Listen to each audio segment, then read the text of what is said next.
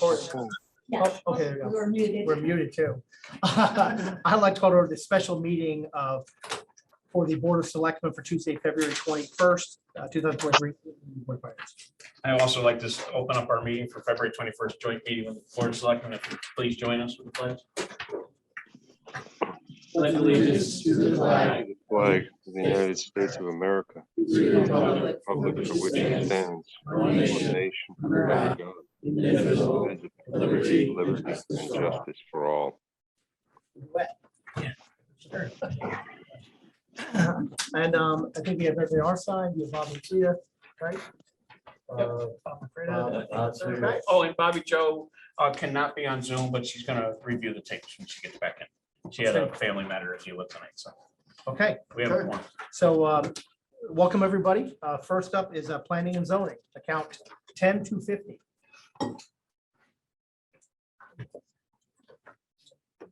Hey, everyone. I really don't have too much to say. Basically, our budget stayed the same. There's no increase projected outside of union contracts. I believe that's what Brad's for now.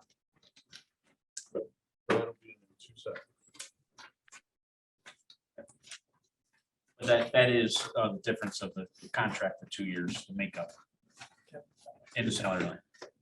You came out to $10,000. Right, but I assume that's the union. $10,272. I don't keep track of that information. It says two years raises from the third. It's on the bottom right. That's right here. Yep. Right there. Yeah, it just seems a shame that we can't keep you up here longer. Well, maybe there's some stuff we can cut. This is the warm I up. have another meeting going on. Understood. She's warming up the water. So Brad, just since you're back in the room, Yeah, sorry. Yeah. really the only change planning zoning is the union raises and one young employee control salary, not very big range of increase. Okay. I have a question. Sure. So Brad, this one's for you, Brad. So the increase is because the labor contract was negotiated, right? Yeah, So does this number really get melted down by contingent money that was set aside the last 2 years, waiting for the contract? so last year when we were setting the budget, the clerical union, DPW, police did not have contracts. So the wage adjustment account had an allotted money for that. So this year, even though it looks like the departments are all taking all of it, the wage adjustment account had last year's increases in it. So now it's all getting allocated to the department, where half of it, really one of the 2 years, was in last year's budget in the wage adjustment account. Because we didn't have a contract, we couldn't assign it to it. How much did the wage contingency go down this year? It went down, it went down $99,580. And part of that is because we still don't have a police contract. I understand. So let me just ask it one more way so I understand it. So this 4.20% increase, is it really not 4.20 because we got some of the money last year? Or it really we recognize this 4% increase? Correct. So planning, it's really 4.20 for planning, but budget wise, That's what I mean, right? her union employees, their wages were, and Beth's raise were in the wage adjustment account. So it's really not this bad as 4.2. Yeah, it would be two something. Gotcha, without- perfect. Yeah. That's, Well, and remember, that's 2 years.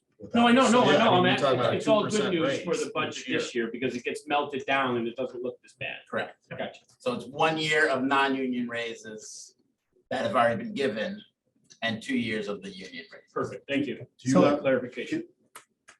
before we start deliberations, just out of curiosity, can you tell us what the total amount on raises that were given out under the current contracts? Because you had, I believe the secretaries union had it, right? Yeah, so So which unions did you settle, just so we could get an idea? So clerical was settled. The Board of Selectmen voted on that, but I can get you a copy of that transmittal. And later tonight, Hopefully possibly the Public Works. DPW will be settled. And in your transmittal, you'll see, Brian, it's broken out the cost per year. Cynthia had a question. And just out of curiosity, if you don't keep track of this, who does? Who keeps track of the? Because you said you don't for the union stuff and the salaries. No, he Well, as said, far he as- said he has it in a breakdown.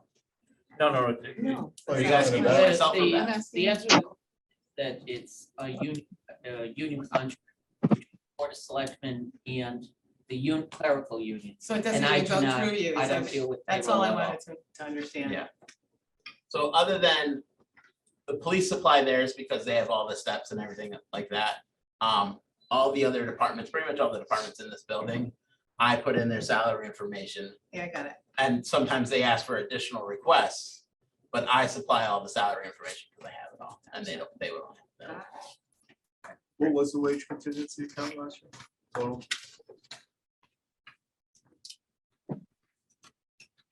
It was 444,000, that's rounding, and this year the request is 334. So what was the additional 300 there was anticipating the PD? PD and non-union and elected. Thank you. Can I be excused? I don't know, Beth. I We were have just two- gonna I ask, have two is there any other question on the She budget? has another meeting. Bob I Manfreda? just want to thank you for that presentation. Yeah, it was the best tonight so far. It was right? comprehensive. I'll give it a close second. Yeah. So, There will be Friday. Do we note that there was one small error on the sheet? Bob Yeah. Manfreda? yeah, just wait, Brad, on the. Yeah, I'm here. I don't have any questions. No, 'cause you Thank added you. 100 here, see. Oh, that template was it. 3.9 is overall. Brian, that's Coke. That's, you spilled Coke on that. That's probably not accurate.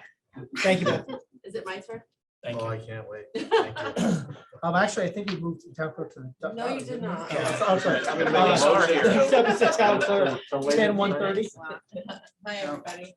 Sounds close. I 1:30. am pretty simple, cut and dried. There is a change to salaries that Brad gave me an updated one. I have a new employee, replaced an assistant that was on staff with me for 3 years, so she's hired at a lower rate, which drops my salary account to a 2.73 increase instead of 4.33. There are couple accounts that I had to raise. First one was the office expense account. That is due to the rise in the postage, cost of stamps, et cetera. So that was that. Fees and land record software is the heartbeat of my office. It takes in all the monies. It does our land record recording. It does our vitals. Every dollar that comes through my office goes through this software program. And I ran down to like almost empty this past year. So I can't allow that to run dry. That's just revenue generator in there. So the other account was contract services, and that was $1,000. I signed on for a new software for boards and commissions, which actually it's $1,400 for the year. I was able to absorb that in the last budget. I've only asked for $1,000 increase on that. I can absorb the other $400. That's an annual fee. And what it does is it's labor intensive. I have to take all the history of all the boards and commissions. I think I did pretty much follow through with you, but I have yet to do all the other boards and commission members. And it's quite a lengthy process. But it also tracks the history. So God forbid someone, and it's happened, said they died and they need their history for a eulogy. I've had to go back in the oath book and have to go through and this way it tracks everything. It also right? has terms and it tells the years Terms, elected and all yep, that. Yeah, if you so it's look at really the good. history, yeah, Yeah. so that I think was a very valuable investment. The other thing I'm doing, and just to touch on briefly, is I'm all about transparency and getting it out there, and I know Cynthia was a big proponent of being able to search things.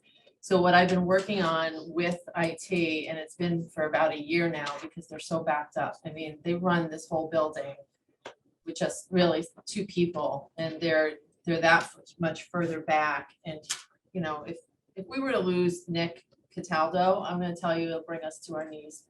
Nothing happens without him fixing it, and he's just amazing. So today, after a year of me requesting, he finally hooked me up with the train station, and I have live cameras down at the train station from my desktop.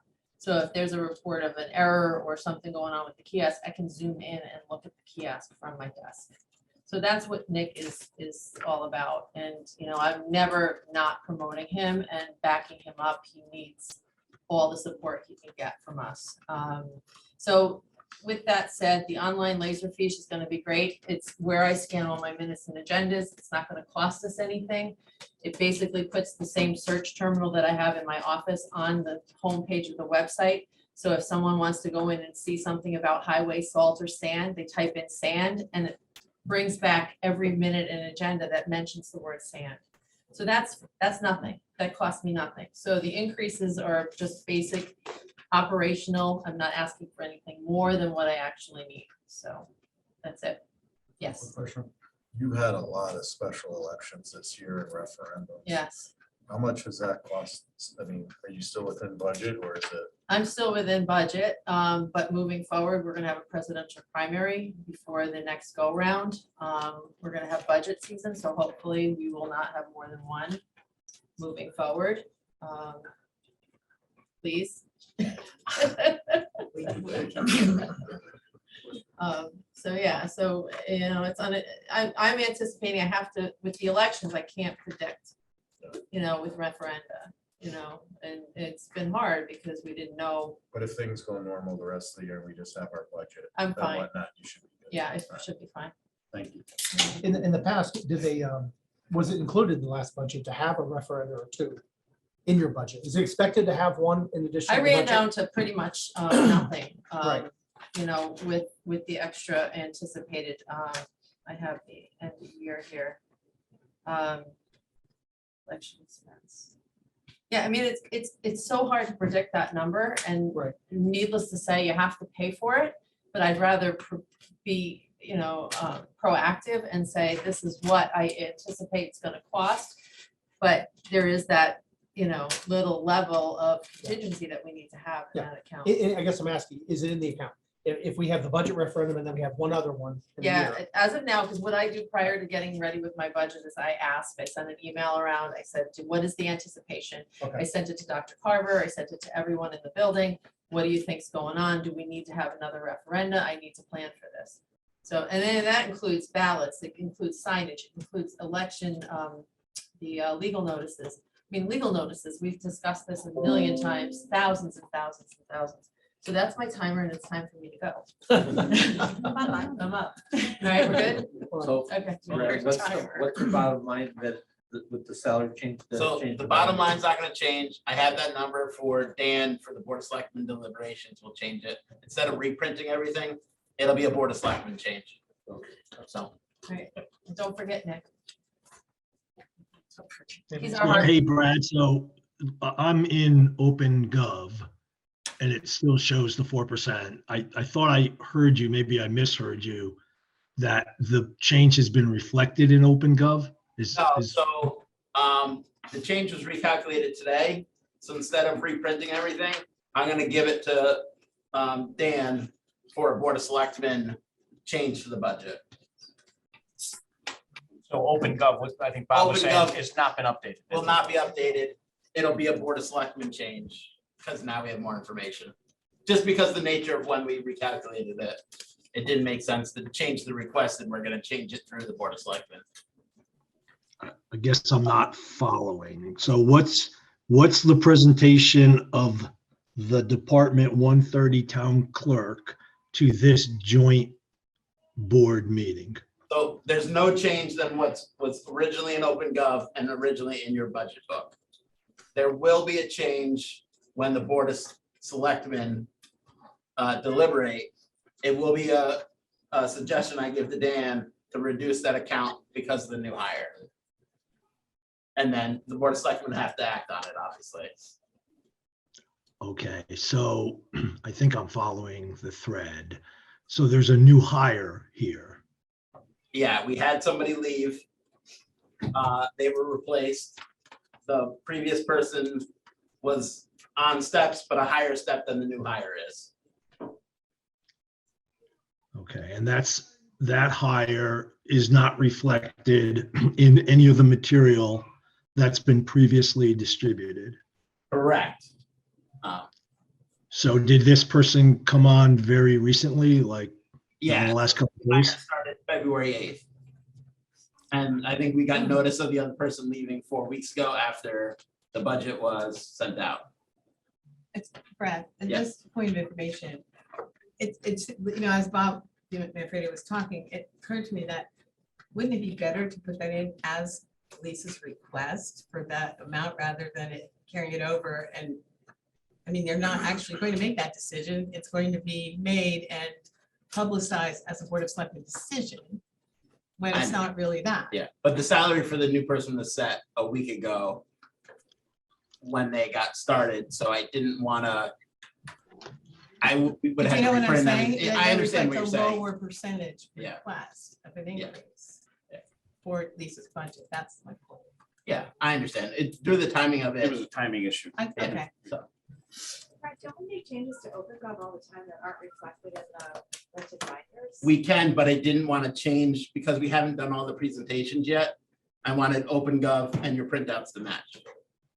And I could have changed OpenGov and then reprinted everything today when I recalculated the step calculation for the new hire. And then ran around and give you guys all new handouts. Yeah, this was a last minute thing. It was a very short notice and the new hire is green. She's not as, well versed and experienced, so I think it's a win-win. I guess the only, no, look, I guess it'll be what it'll be. If this person came on April 8th, if I can do my math, which is uncertain, but yes, excuse me, February 8th, that's 13 days ago, almost 2 weeks ago. I think about the time a lot of people picked up their books. And so I guess Cynthia and I are in agreement. So let's mark this day. It just seems, Let's celebrate, Bob. Yeah, but I just told you that. That's what I discussed it with you and I brought it to your attention when I sat there. And that's, I understand where Brad's coming from too. Yeah. So, but there's nothing, we're not hiding anything. It's just. No, I don't No, think it's not that's the affecting point. that. Yeah, I don't think that's the No, point. no, no. Bob, Brad and I talked earlier, and I think that kind of came out of the talk of what was going on, and Brad wanted to make sure everything was right down to where we needed to be. Yeah. So, I got it. So somebody did give you a heads up, Nick, about this. This is not a surprise to the whole board. it's not a surprise to me about Got it. this Okay. number. I'm surprised sitting here that it happened so quick today, but I knew that it was coming down the road. Fair enough. That's sufficient for me. I got it. Thank you. Go, John. If this is the mechanics of it, the Board of Ed last week in their presentation said there might be some great savings. Would this happen the same way where it would look like the Board of Selectmen cut 1 point off their budget? Or, do you know what I mean? The optics look like, oh, the budget was this and the Selectmen presented to the Board of Finance this number, and it almost looks like it would have cut a lot. That's my point. Like Lisa's got a great story, like you're reducing, what your ask is, why don't we want to reflect that in OpenGov? Same for the Board of Ed, Before it goes to a But that's Selectmen, Board of that's Board of right. Selectmen That's Well, right. present. Unfortunately, the Board of Ed historically hasn't gotten that number until after we've already started deliberation. So, that's why we weren't able normally to ever update that before we went into deliberations. So what would happen is we might recommend a cut, and the Board of Ed would say, well, before you do anything, we're reducing our budget to this amount.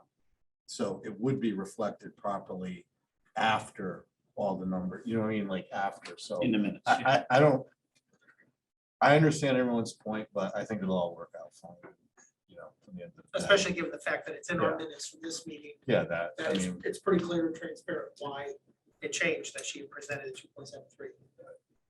I mean, I don't care either way, but I think it's a great story. I would think we would want it to be reflected the way it is, because it's good, it's not bad. Right. well, we can do it, we can Right. put it in Deal with- open gov without wasting paper and printing everything. Yeah, that's Of all I was course. saying. Yeah, typically, I like to try to lock, now that we do the handouts again, because when we first did OpenGov, Right. we weren't doing the printouts anymore. And now that we are, I try to lock both of them when the budget books go out. So, but I understand your point, Well, that if you want to. Maybe in the future, put it on open gov And when we start our deliberations, just say, hey, change this number to 3.8%, and we could write it in our own books. Okay. And that way, it's, giving an accurate reflection of Lisa or anyone else's budget. Does that sound good to you, Bob? Yeah, and Brad, just, I guess to put my final point on it, not looking to stop anybody else from adding points, but what is the dollar delta? I suspect you have it. I do, I gotta open it because. Are you going to open gov? Is that what you're going to? No, it's not. Not in open, how dare you. Not there.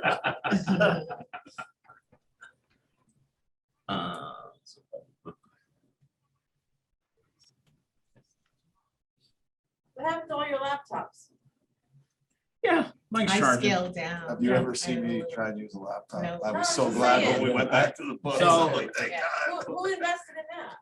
No, it's on We, open. we House. own all our own laptops. Oh. I'm sorry. They're not town issued, but good Yeah, point. see. I So, turned mine. town clerk salaries, the new request, and I can update OpenGov to show this, is $184,269 in salaries. Repeat that again. 184,269. Okay, and it was 187,139, if I'm looking at the right place in OpenGov, is that right? Correct. Okay. So what's the delta in the change? Right, what's the dollar and change?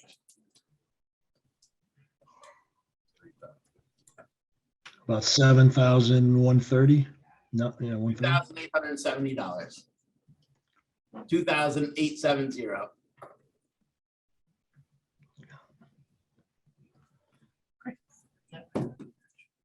We just saved $2,800.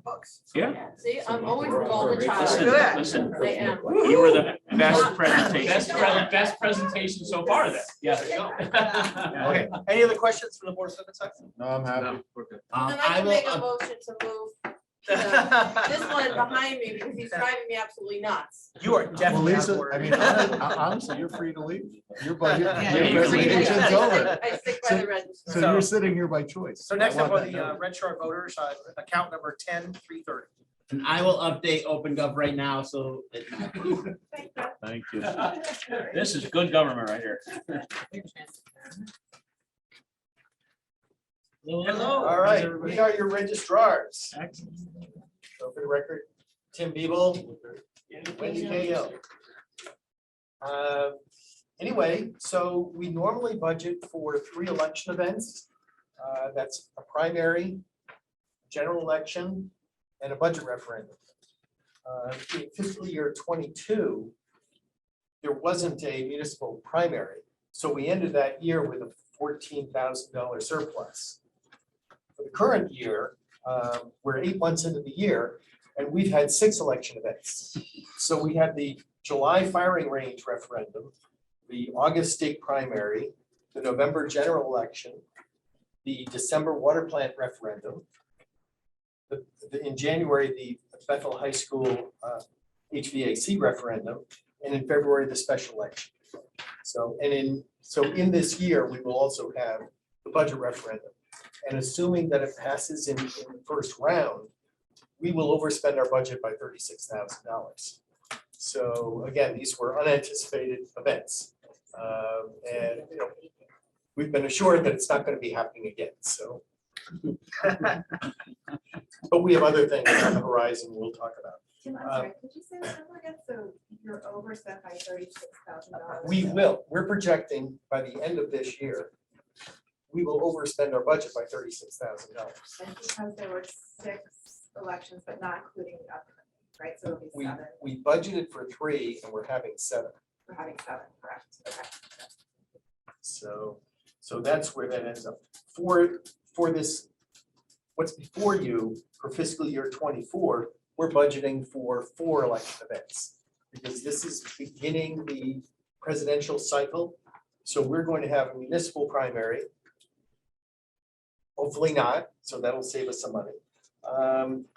The municipal election, a budget referendum, but then in April 2024, which is in this time frame, we're going to have a presidential primary.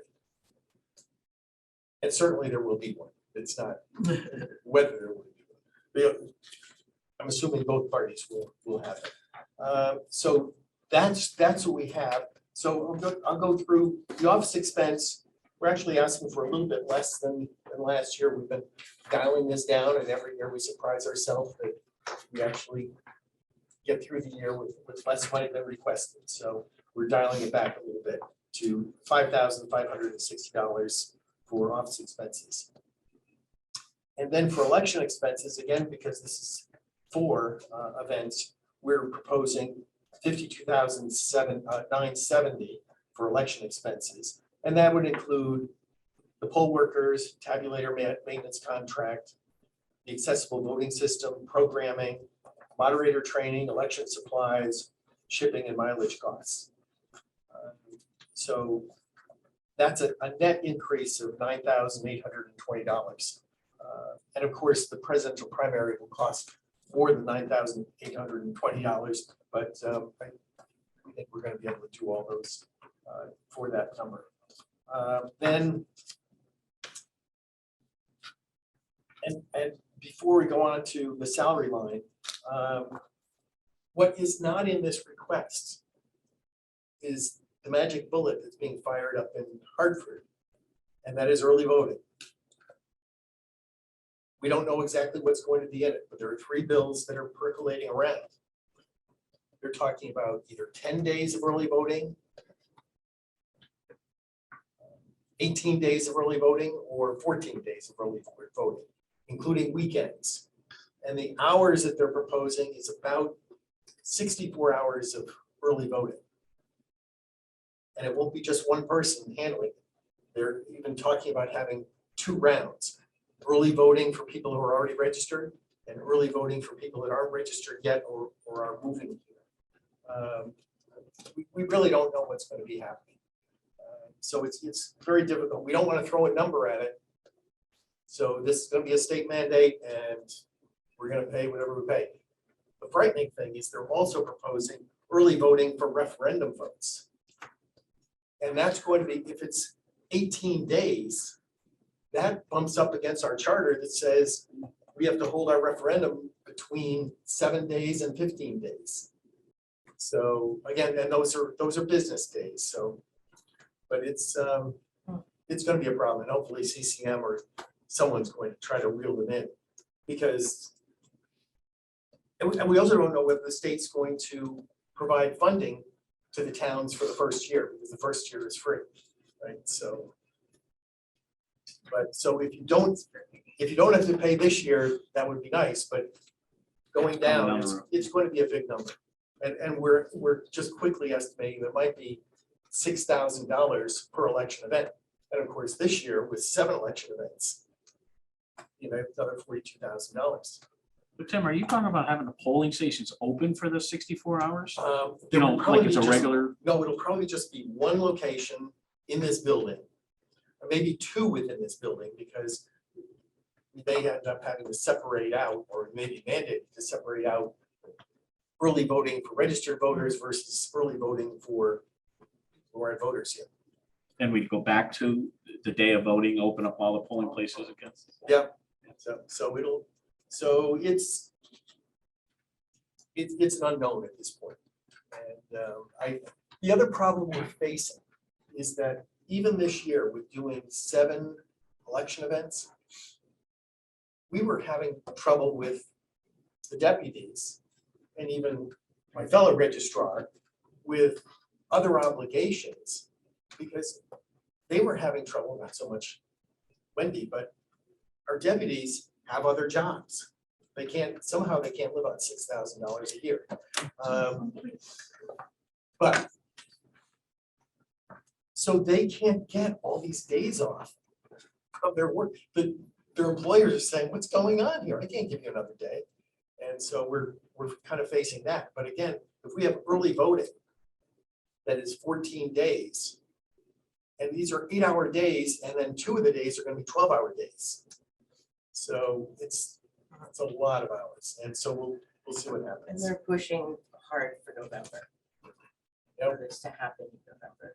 This year, November. I have a question. Cynthia. Just for logistics, how do you even vet let's say the people just moved here and they're gonna register to vote, how do you know they're not registered still in their other place and they voted there? It's like vote early and often. There is a cross check. So Okay. let's just start. So right now we have election day registration. So, and we generally hold it in this room. People come in this door and the gatekeepers are reviewing them to make sure that they're not already registered.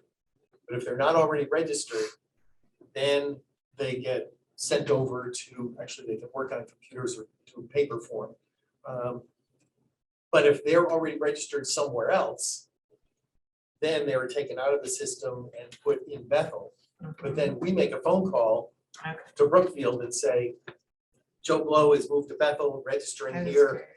Did he vote in Bethel? And so they call the polling place and they Right, that's double how check. it works now. But That's if how it you works have an now. onslaught of people, it's going to be, Well, that's part of the reason Challenging. it's even more expensive actually, because it can't just be, it's not just somebody crossing off a name in the book. We need to train them to use the CBRS system to Oh, make the calls and we need to I'm a have big fan of a Hartford.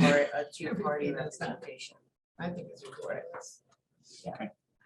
So, and it'll be similar to, so Lisa in the town clerk's office handles absentee voting. And then each day she enters into CBRS who has voted by absentee. So that when we print our poll books, there's a little A next to the people who've already voted. It's gonna be way more work for her office too. Yeah. Yeah. So it's, and on a daily basis, we're going to have to take those and those ballots are gonna be put in envelopes for early voting, or at least that's what's being proposed. And then they're going to be stored in the town clerk's office overnight, every night. And I'm sure there's going to be a chain of custody for all of these ballots. They're gonna be put in an envelope, but they're not going to have the voter's name on the outside. So normally we have the voter's name on the outside. So if they die or they move out of town between the early voting time and election day, that ballot gets pulled. So the current proposals aren't quite dealing with that yet. So although they're kind of touching on, well, wherever you voted first, that's where you get to vote. So, and we have, and through that check system, we have caught people who were, got a call in the morning from Brookfield saying Joe Blow registered to vote in Brookfield. And we checked and he hadn't voted yet, so we crossed his name out of the book, called up Brookfield, said, okay, it's good to go to vote in Brookfield. A few hours later, he shows up at our polling place. And he was turned away because he was already crossed out of the book. And then he just quickly said, well, I still own property here. And sheepishly went away. But because he was turned away, he hadn't violated any election laws. Okay, and so finally, for salaries, section 10-9 of the charter directs the Board of Finance to set the salaries of the registrars.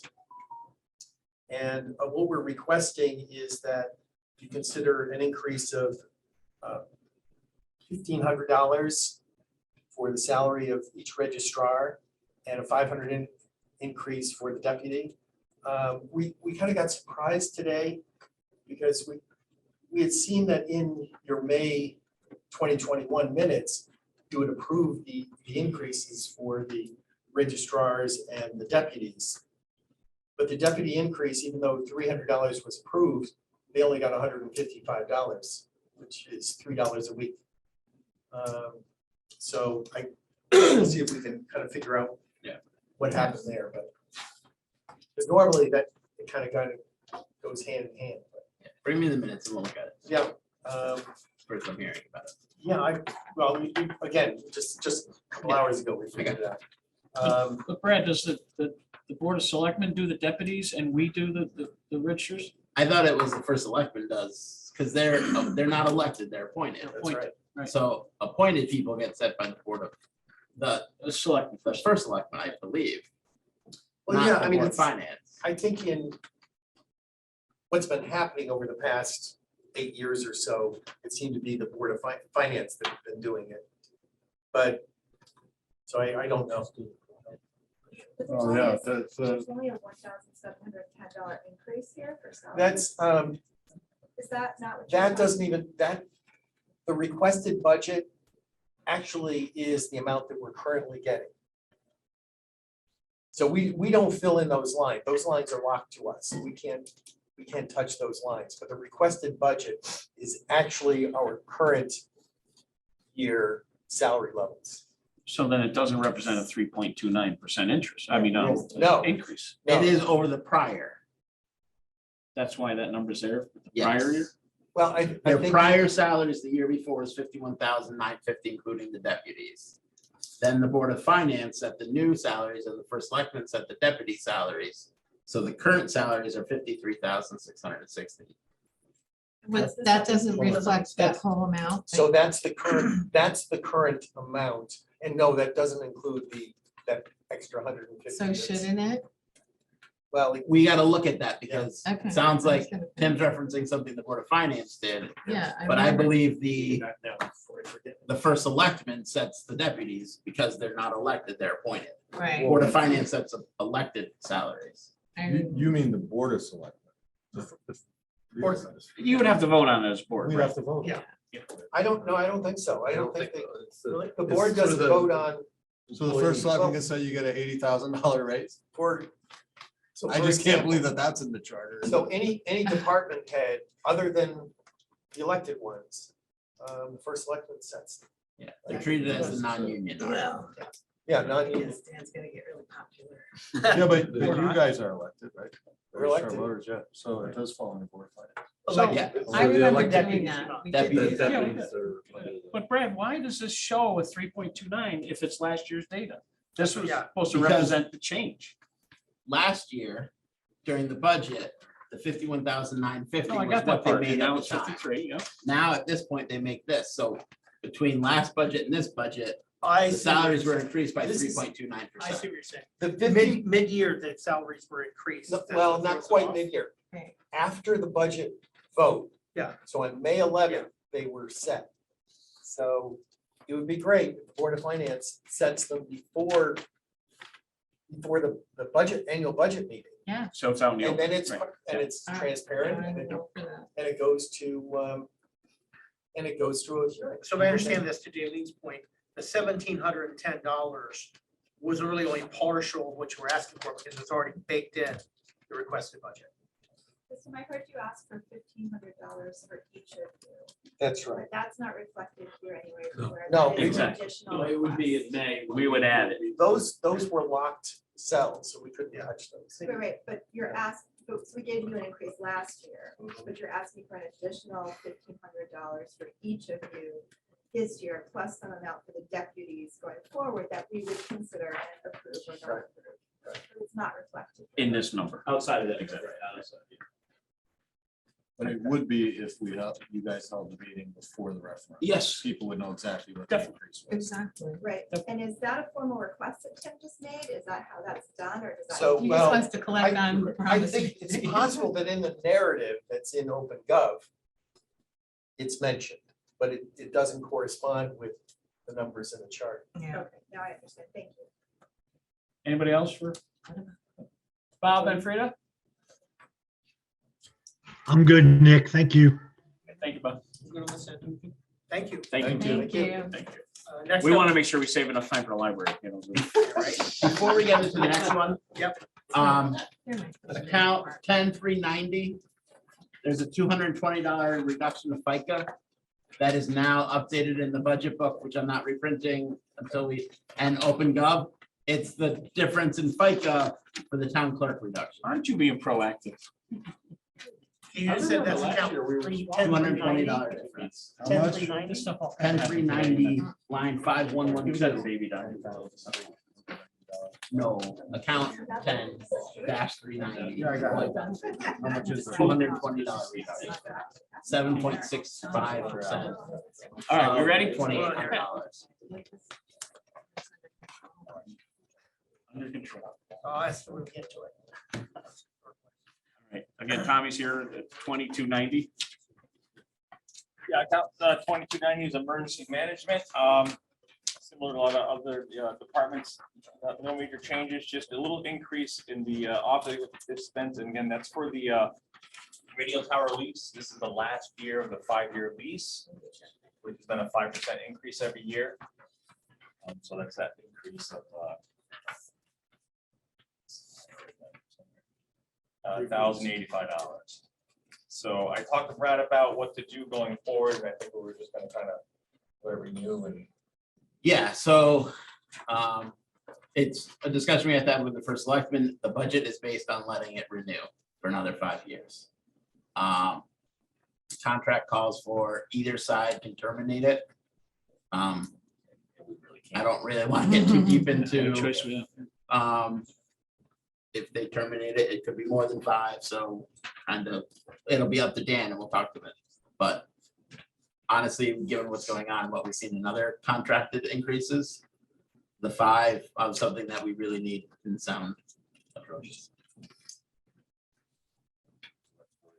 The only change here for emergency management.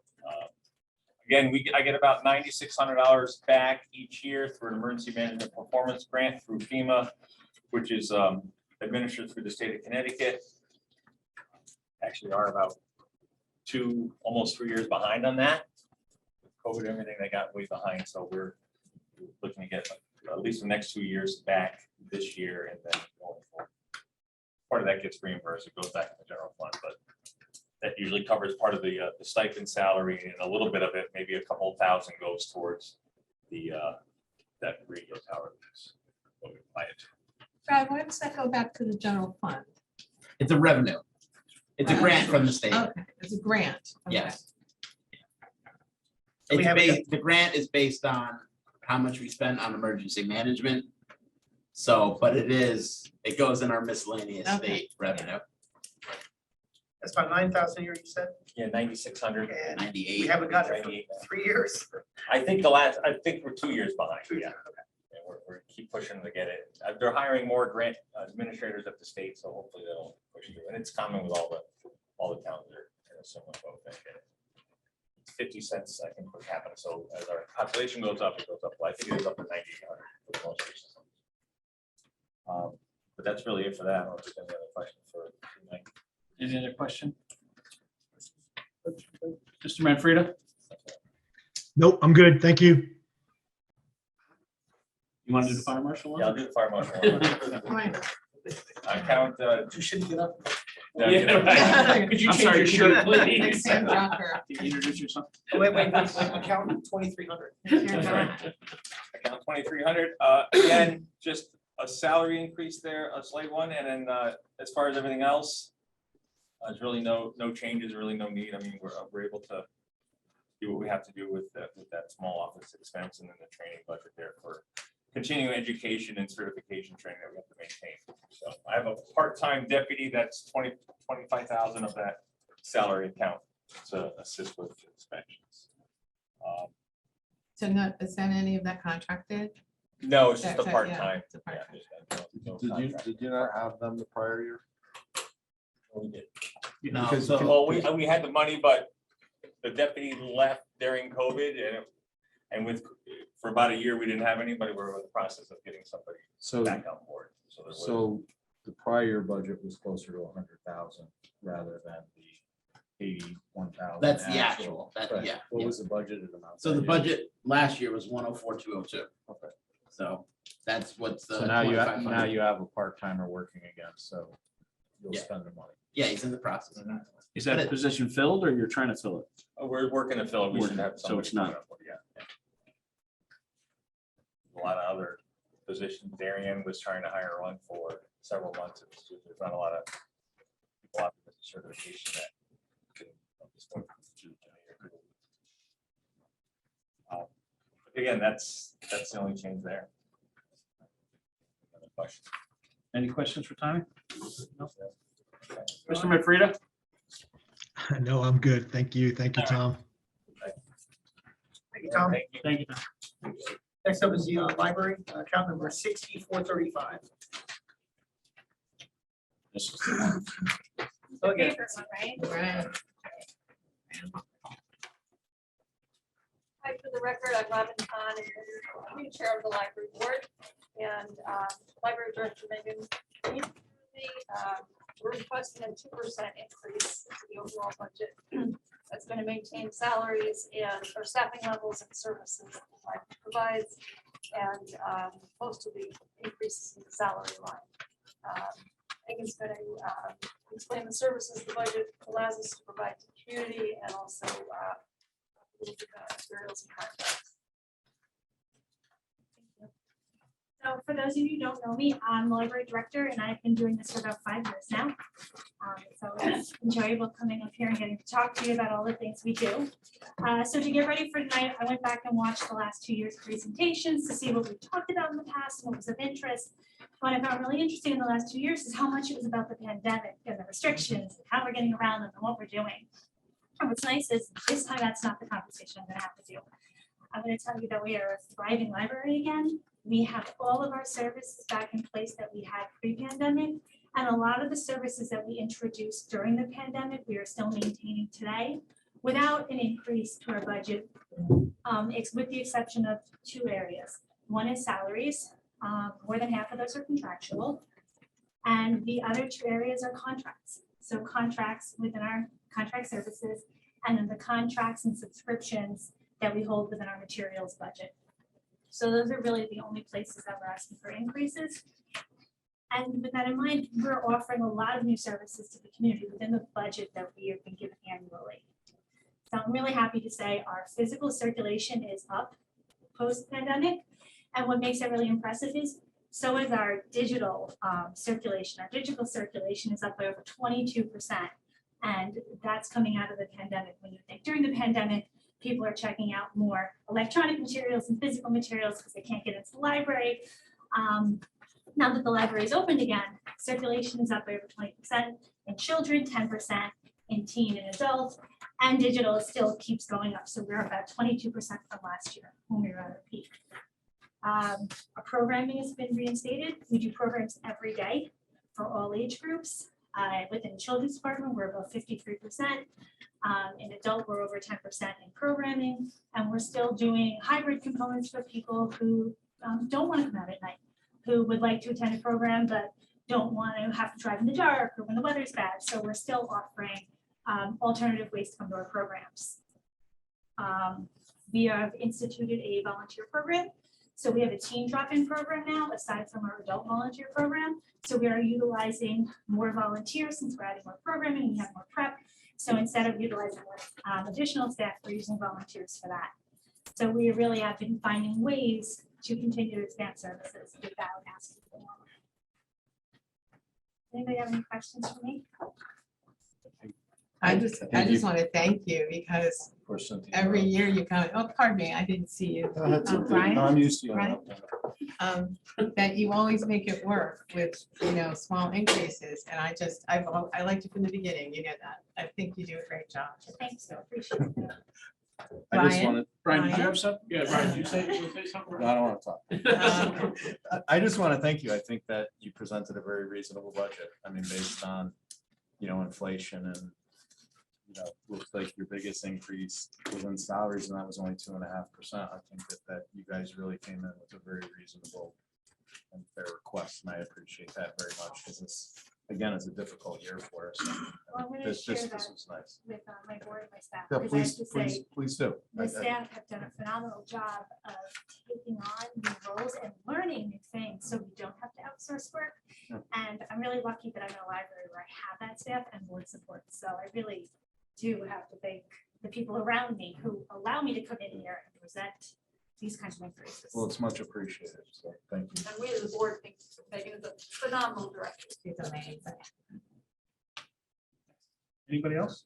It's the quickest library presentation we've ever I had. I think this is the best one. This is the best one by far. This is Great. my first year not Absolutely. going last. Do you ever have one not going last? So maybe it just felt longer because we were all looking at the clock. And 2.5% is a bargain. Yeah. Really, we're getting our money's worth out of Tell the it. board that. More. Very good. Yeah. If you want, Megan has some stuff on our laptop. No, we're good. You know We're what? good. Yeah, We're we'll good. stop. We're good. Thank you. We'll stop You watch by the video. library. We'll You stop got by. it to You us. want to hang on to the end of the meeting at 10? I say the whole thing. Thank Thank you. you. ladies. Thank you. Police Department, account number 2360. that, Chief? I don't think so. 2%? I can make it.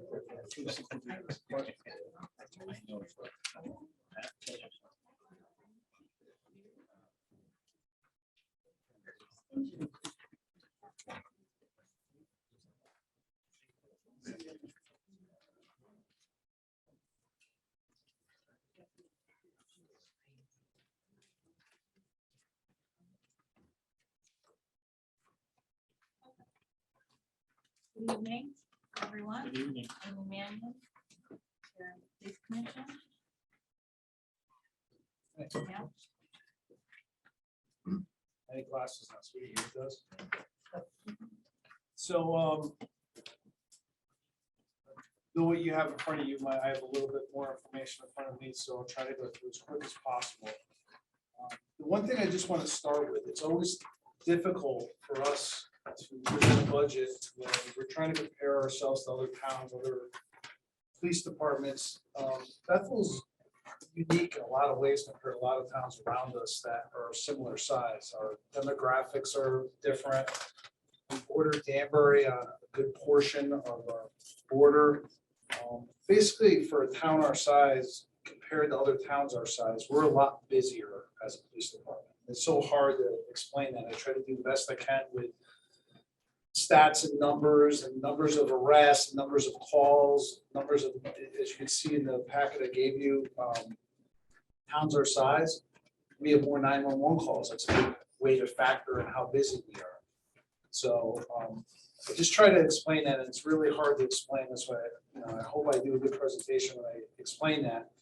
And the other thing I'll add into that is we ask and expect out of our officers in Bethel a lot more than most police departments do. I'll refer to Sergeant LaJoy. He did 25 years in Danbury, came over to Bethel. He's been here almost 10 years now, and he would be the first to tell you that the town of Bethel, the Bethel Police Department, we expect more out of our officers to get. So that's what I'll start with.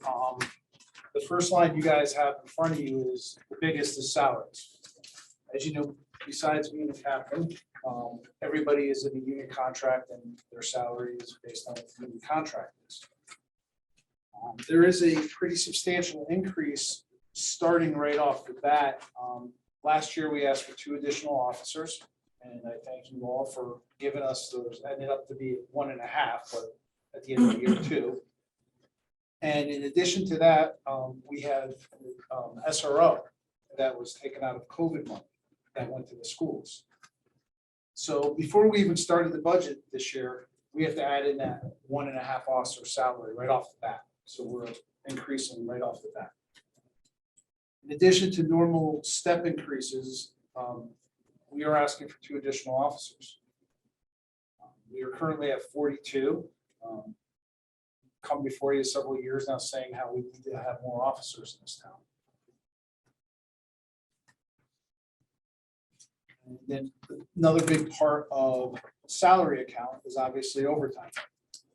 Last year, I believe I asked for, Brad, correct me if I'm wrong, and then you guys break it down a little bit differently. What I asked for was cut by $15,000 last year. So when I say overtime, I'm just talking about patrol and dispatch overtime. We asked for $280,000 last year, got $265,000. And I'm asking for $286,000 this year. So it's basically keeping what we've been spending over the last 4 or 5 years now.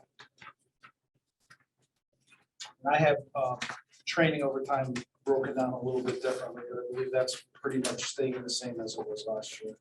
But we have it all combined in front of you, as you can see. So before I move on past the salary account, because I know it's a big part of it, if there's anybody has questions, they might as well hit me when we're on it. And the salary is itemized in OpenGov. It's broken down. Chief, would you pay in overtime last year?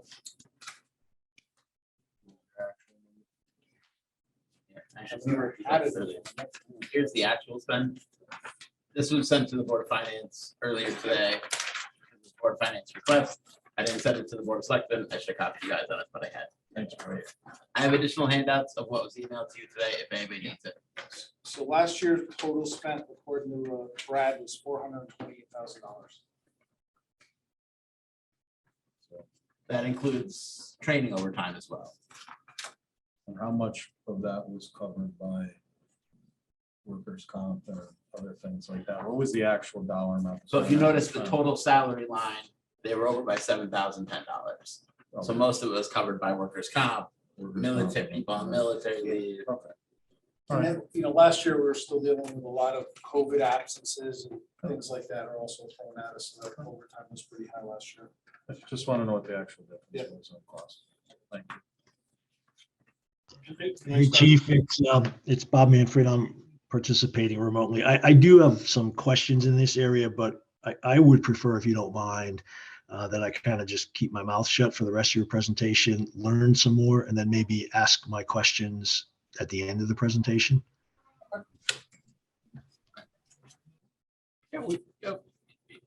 You want to keep going to presentation? and then deal However with you it? guys want to do, I just figured I'd pause because it's such a big part of my Sure, budget. If sure. anybody had any specific Can I- questions. about Yeah, it. Can I jump in. start with that? So thank you for being here tonight. So the town of Bethel has many needs, okay? And it's hard to sit on this side of the table in my second year and not know exactly what the needs are moving forward. Last year, I struggled with 2 new hires, okay? And I looked at everyone and said, listen to me, if you guys get this at the end of the day, where are we next year? Because there are a lot of needs in a lot of different areas of the town. One of the most important needs is public safety. I get it.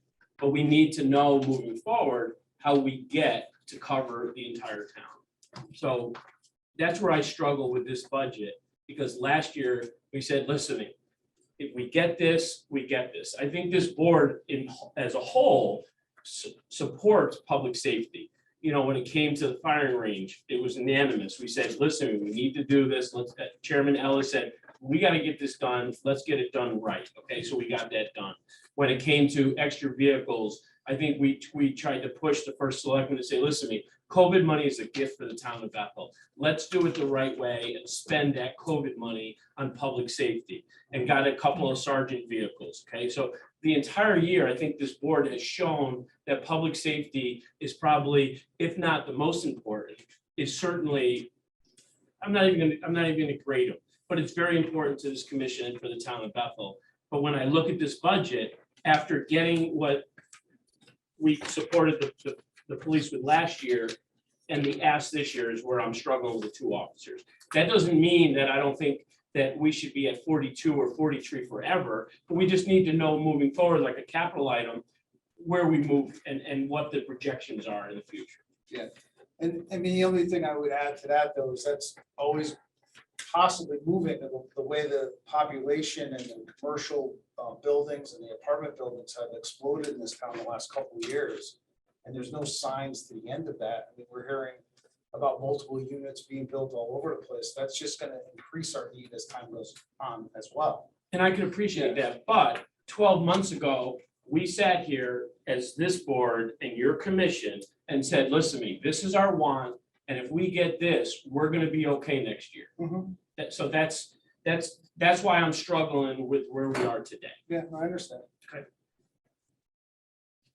So I'm sorry, so what do you think changed that the police commission said, ha, I don't care, this is what we need now? Well, I think that the police commission hears a lot what's going on around town, just like everybody on your board hears a lot what's going around town. I think the commissioners hear from the officers, I think they hear from the public, and they thought it was the best thing to do to ask for 2 additional officers. Was that a unanimous vote? I believe so, yes. There's all 5 members there voting? I don't think all 5 were there. I think there was 4 there that night. Maybe 3. I can't remember. Nick. There was at least 1 person missing that. Steve, was that your request or the request from the? My original request did not have any additional officers in. The actual numbers last year were 2 patrol officers, correct? And 1 SRO that's just dedicated to the school was the increase in the police department, correct? Correct. We asked for 2 and then the SRO. No, Yeah. I voted in favor of the SRO. I just want to, so the 3 officers you have are dedicated, 2 are on the street. Yep. Always, and then one of them is always assigned to the schools. Correct. In the summer too, they stay with the schools or they No, come but back to that's usually patrol? when they Take their time off. So now we're up to 3 SROs. Correct. And how many patrol officers? So if we do the math, we have 42, down to 39, and if you include me, the captain, it's 39 officers. Start taking That's out- lieutenants I mean, down, yeah, exactly. No, from chief down is 39. 39. So you take probably 5 positions out that aren't on the road Well, and you get detective bureau. effectively. Yeah, so you start, it's more like 10 when you start Yeah. with that. I think it'd be helpful, if we just knew how many actual patrol officers, how many patrol officers do we actually have? How many do we have? 39, you know? 34, say 29, 28, 29 off the top. Brian, I'm not sure the number matters, but your minimum is what now? So the minimum, we're trying to get the minimum to 4 around the clock. 4, okay, Yes. so how many times do we get the minimum? But, you know, in a month period of time? Well, your current minimum's 3, correct? Yes. Well, Yeah. no, we upped the minimum in the summer times and we're trying to get it Sure. around the clock before. That's Yeah, what most no, towns that's- our size have. that's Yeah, yeah, reasonable. yeah. Well, the vacation time and stuff like that, but how many times do you get the minimum in a month period of time? Oh, well, right now, a lot. A lot. Yeah, we get down to minimums a lot.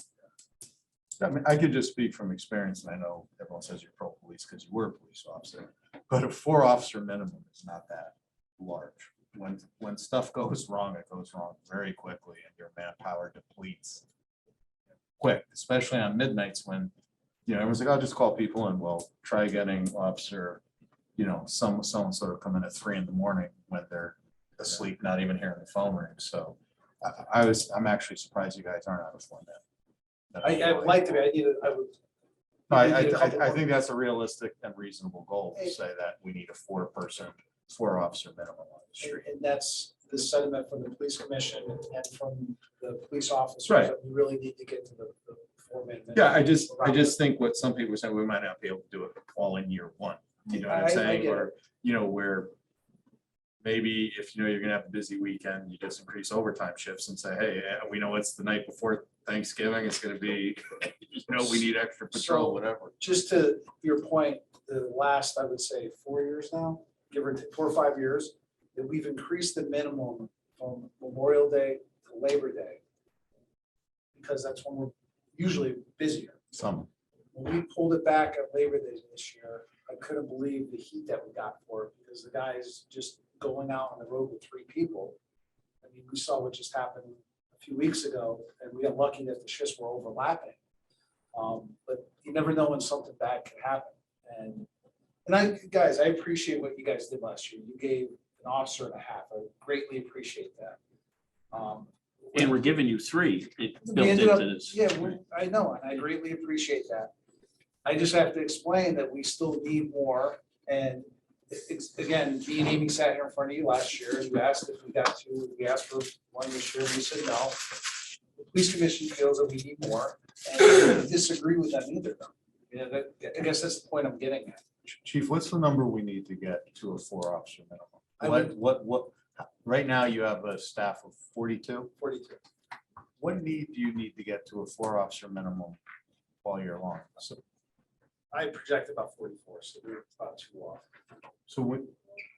let's say current Yeah. crime trends remain the same and we don't know what's gonna happen in the future, obviously. But when you're at 44 officers, you would feel comfortable that you have adequate needs to Yeah. maintain a 4, which again, you know, I worked in a town similar size, maybe a little bigger, you know, we had a 4-officer minimum, you know, and, but you would feel comfortable with that going forward. Yeah, I would say even getting to 43, I would do that for a minimum, at least for days and evenings, and maybe getting 44, then we'll increase it to midnights as well.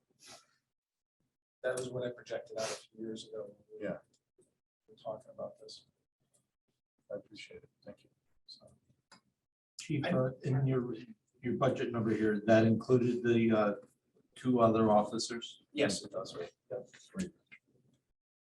The request is 2 requests. Oh, 2. Oh, Yeah. 2. Oh, Yeah, I was noticing your FBI statistics here. And when you were looking at FBI statistics, are they including overhead officers or just patrolmen? They're including the overhead. Okay, good. Is that the same? I mean, obviously, we have SROs, there's different numbers of SROs. Yes, and usually that's number. So just going back to Richie's question, just so I make sure I understand this. At 307,000, we've absorbed all the new officers Correct. and it would absorb the full 2 officers or just half a year of the new 2 officers? 2 officers. So that would be bringing you to 44. Correct. The actual number is 307, and that's it. That's with, well, raises, we don't know yet, so that's not in there. Raises aren't in there. Correct. That does That's some include, wage so contingency. part of that is step increases as well. And Yep. I get it. Yep. All right, so that's good to know. Thank you. Why don't you continue with your presentation? so office expenses is the next one. And as you can see, office expenses is about a 5% increase, and most of that is just due to inflation. Everything is just gone crazy in pricing, and this is what we project that we need to spend for next year.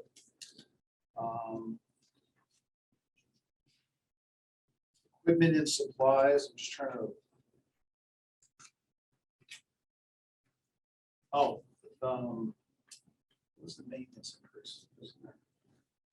Trying to remember the big increase. There was something that. Spell it out. But there was something that, there's a big maintenance difference for. Oh, for the fingerprint, there was a new state fingerprint machine that we had to get that increased our maintenance cost on that every year. So that's why you see a spike in that. So that's went from 16,500 to 18,750. Second page. It was 17,530, went to 18,000. Yeah, I'm You're sorry. not as bad as you thought. Yes, see, I'm going off of a different sheet that is my guide. You're right. Let me go back to this Yeah, one. it's a $1,200. $1,200 increase. All right. Yep. So that was the increase in maintenance. Communications is a flat line. And after the Board of Selectmen meeting tonight, that might be able to hopefully go down for next year. Because that was just, mostly radio repairs, car radio repairs, portable radio repairs, dispatch radio issues, tower issues. The K9 unit, we added a second dog this past year, so that's why you see an increase there. And the big picture, it's really not that big of an increase, but in that one category, it looks like it's a big increase. Can I ask a question about the overtime, that extra K9? And obviously, he's out doing training, right? Sometimes. And then another officer has to fill that space. If they're training. Yeah. So it's, I mean, there is more of an increase to have the second dog besides 2,600, right? Correct. You do have to, they do train with the dog. So when they are training, they usually train instead of coming in the shift. So it wouldn't usually cause overtime, but it could. You're And absolutely right. A town our size needs 2 K9s? We went with a bloodhound this time. We had donation money that was set aside by a person in Danbury with the whole premise that we would add a second dog unit. This is going back probably about 5 to 6 years ago now. So just about all the cost of that dog was by donations. But not any of the overtime, right? No. Chief, are the new dogs trained not to detect on marijuana? Like when they're trained? Well, when we they go haven't to- gotten to the. It's new- legal now, isn't it? Marijuana? Well, no, a lot of police departments had a problem because all our dogs were trained to detect, couldn't tell the difference between marijuana or whatever. So when the dog hit on the car, you could search. Now, it's a problem because people can say, you really had no right to search my car because, so I just didn't know whether, I've been out of it for 1.5 years, so I didn't know whether the new training, they train the dogs not to hit on marijuana and only certain narcotics. So we have an all-purpose shepherd that was originally trained on marijuana. Yeah.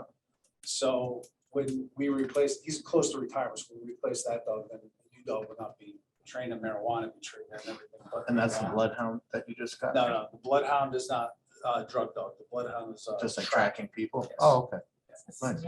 Sniffer dog. And the tracking capabilities of a bloodhound over a shepherd are tremendous. So, All right, so when that bloodhound saves the first life, it's gonna be well worth and any little bit of overtime it costs, that's for sure. How much overtime do you think it costs?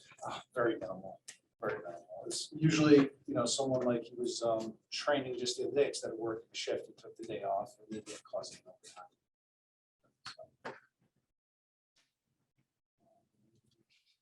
And they Night train patrol. once a month. What's It's that? just once a month. They Usually train. once a month. Once a month, they go to the Yep. K-9 school. So 12 shifts at most. Bicycle unit stayed the same. Next is armory operations, and that was a pretty good increase because the cost of ammunition just keeps on going crazy and keeps on rising every year. Training and education, as you can see, is a big increase, and basically I'll back up here. 10, 15, 20 years ago, every single piece of training in the state for a police officer was pretty much paid for by the state. The academy would offer classes, they would cover all the costs. You would just sign your officers up, they go to Meriden to the police academy. Even all the way down to accident reconstruction, which I was part of. It's like this 3-step process, and you're certified accident reconstructions. The state of Connecticut would actually pay for you to go down to Florida and take the 3rd level class where you actually can see live crashes and everything else. Fast forward to today, every single extra training that we need, or sometimes even mandatory training, we have to pay for now. Down to supervisor training, use of force training, training to get our guys to make them field training officers. Just as an example, for accident reconstruction, there's 3 different levels of 2 weeks each class. Used to be free, cost $1,000 each level now for one of our guys to be trained. The police academy itself, we used to send officers to the police academy at Meriden, didn't cost us a dime. Started charging us $1,000 and $1,500. It's up to $4,000 now. So every time we send someone to the police academy, it's $4,000 more in the training account. So the training account increased dramatically, and it's because the cost of it increased dramatically. And most of it's mandated, and we can't ignore it. Now, Chief, some of the money from the infractions goes to the state. Correct. And then some goes to the general fund. I don't think any of the money comes directly to us. We get it back in grants. They'll do DUI checkpoint grants. Yeah, I never knew about I that. thought like $20 from every infraction went to the town's general fund. Not that we cared about it. It was We just- we don't get it directly. I think they give it back now in grants. So that must have changed. That's been for, I think, most of the time I've been here. I don't think we've been getting direct money from infractions. They give So it they back to just you. shifted it, 80% goes to the training academy and then 20% comes back for safe routes to school. Yeah. Yeah, seatbelt checks, all that good stuff. Yeah. But is it tracked in some way that they actually look at But our those are town? federal, those They are know. federal grants though. The click it or ticket, that's federal, no? I mean, They're the all, there's, states- The state's giving you but federal they give money. you, I've it's the never- DUI checkpoint stuff. The state DUI checkpoint. Yeah. So I guess, like I was asking, is that actually credited back to us in the sense that we get the checkpoint? So when they get money to do that stuff, it offsets their overtime. It goes against their Right. salary account.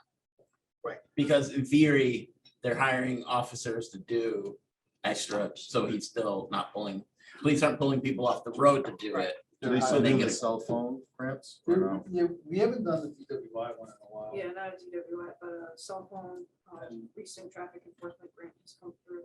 Also, they do like the speed enforcement Yes. too, so, okay. All right. So that goes directly to the. That, no, it goes against the salary line for the Yeah, police. and I don't know where the infraction money goes, Brian. I really. Maybe that's, I always thought that the town got, I always thought the town got $20. I think they like to say They'll that. be go give tickets. No, they wouldn't. It's not gonna make a difference. Guys and girls don't care about that. It's kind of like when they say lottery money goes to schools. Yeah, they don't. So just for, in fiscal year 22, there was one distracted driver grant that came through the state. I don't know if it was federal funds or state. for $14,400. So otherwise, the salary line for the police would have been, well, if you still did the distracted driving work, your account would have been spent by an additional $14,400. Correct. But I believe some of that stuff you apply for the grant and then you go out and do it and then you absorb the more salary. So that's why we offset the salary line. Chief, I have a question about training. Yes. So if there's 2 officers included in this budget, right, 2 additional officers, and it's $4,000 to the police academy, should there be an extra $8,000 in training and education? You could say that. I mean, we would try to absorb it into that account as best we could. You know, we budget that we're gonna be hiring, we, you know, anticipate people retiring, so we budget that we're gonna be sending 2 or 3 people to the academy every year, no matter what. So you'll cover it from somewhere else. Well, but you also might be hiring a certified officer You also, could. so you wouldn't be going to the school. We hired Correct. 3 officers last year. We hired 2 Last for. year, but he's asking for 2 this year. She's No, I asking understand. about Oh, the new cost of the officers. Oh, academy. okay. I thought you meant we only hired, so I'm like, no, we hired 3 last year. Yeah. So, yeah, that varies every year, so we just do the best we can. Unless you got a certified officer, then Yes, they don't we have to should. go yet. They don't have to Yeah. go. Nice. And then professional service is a minor change, $300 increase, which is a big increase. Clothing allowance is mostly because of contractual and the additional officers that we got last year. That's what we see that increase there. Contracted services is a big part of my budget, and we were able to save a decent amount of money in some areas, but unfortunately, some other areas went up. And there's 3 areas I'd just like to point out real quick. One is a $6,000 increase for what they call console maintenance, which is when we got the new building, we got 3 dispatch consoles. Well, the maintenance was included for the first 3 years, and we unfortunately weren't even told this, and then we get a bill in the mail for $6,000. So now we have to absorb a $6,000 a year maintenance cost for the consoles in our dispatch center. And if you do not do the maintenance contract, they will not even basically help you answer the phone. Because I said, well, can we just pay as we go then? If we need you, we'll pay. And the answer was no, we have to pay the $6,000 maintenance contract for that. Mobile body camera maintenance. There was, we got the body cameras last year, and we got a lot of that, not a lot of it, some of it returned in a grant, which we were fortunate enough to get. However, the yearly maintenance going forward is a big increase, about $14,000. And that's just for the additional maintenance on the servers, maintenance on the cameras themselves at some point.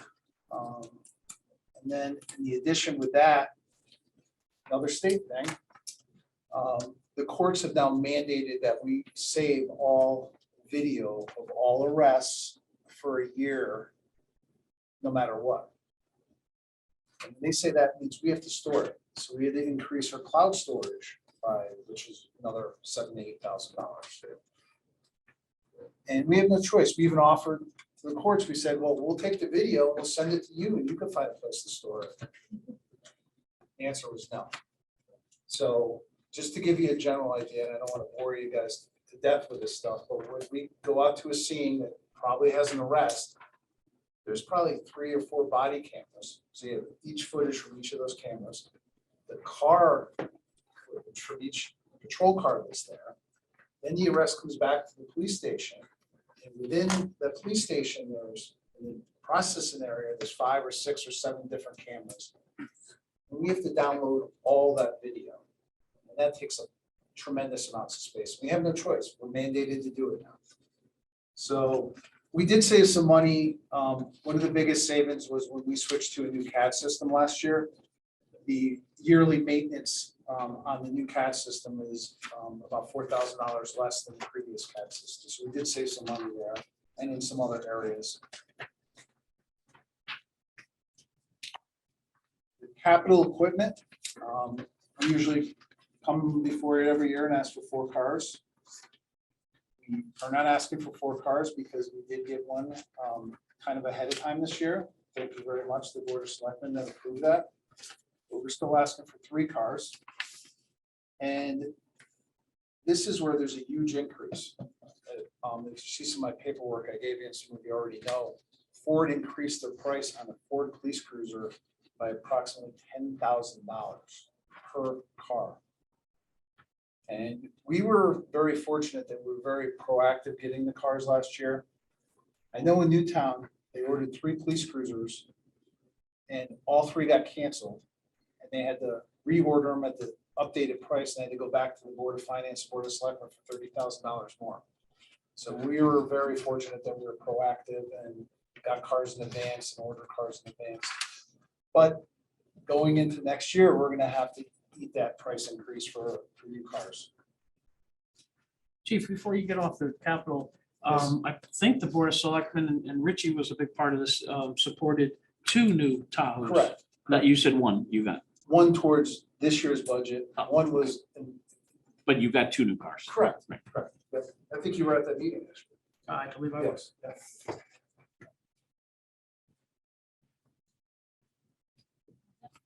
That's, yeah, that's all I have as far as the overall budget. I'm not sure if there's any additional questions.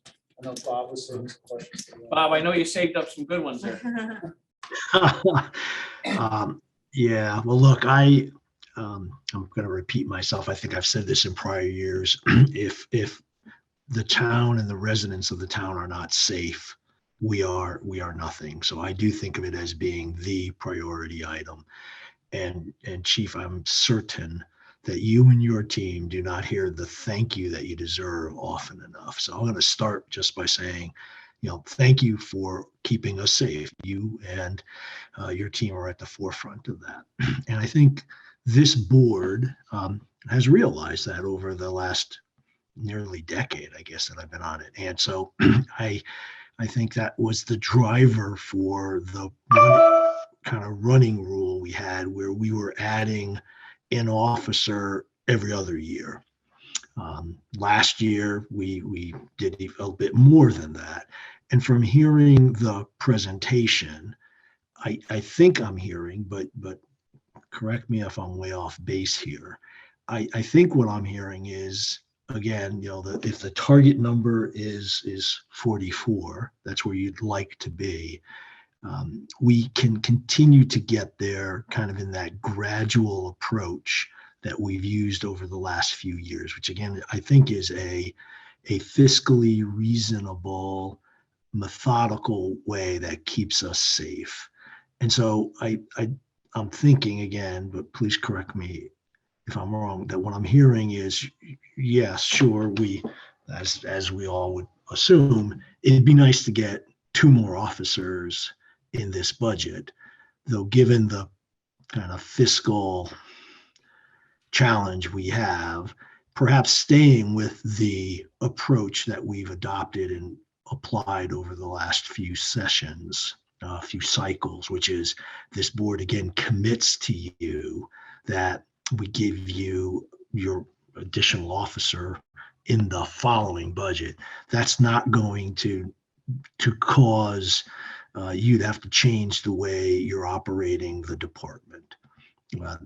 Now you did mention retirements, and I think through your guidance and advice, you had advised this board in the past that perhaps giving you a little kitty to hire someone late in the cycle, which therefore doesn't cost a lot of money. That may kind of be a way of achieving most people's goals. So long-winded intro to the question. If this board kind of continues to commit to the department that on an every other year cycle, we relook staffing and commit to you to add officers, and perhaps put away this little kitty that should you need to hire somebody late in the cycle in kind of the follow-on to a retirement, does that allow you to operate the department the way you'd like to operate it, keeping all of our residents safe? It's a difficult question to answer because it's there's so many up and downs when we're doing hiring. I mean, just right now, we have like literally 3 guys between FTO and then training. And then we have, 2 people on military leave and 3 people out on injury. So when you talk about my staffing level right now, it's pretty low. And there's a lot of overtime on it because it is so low. So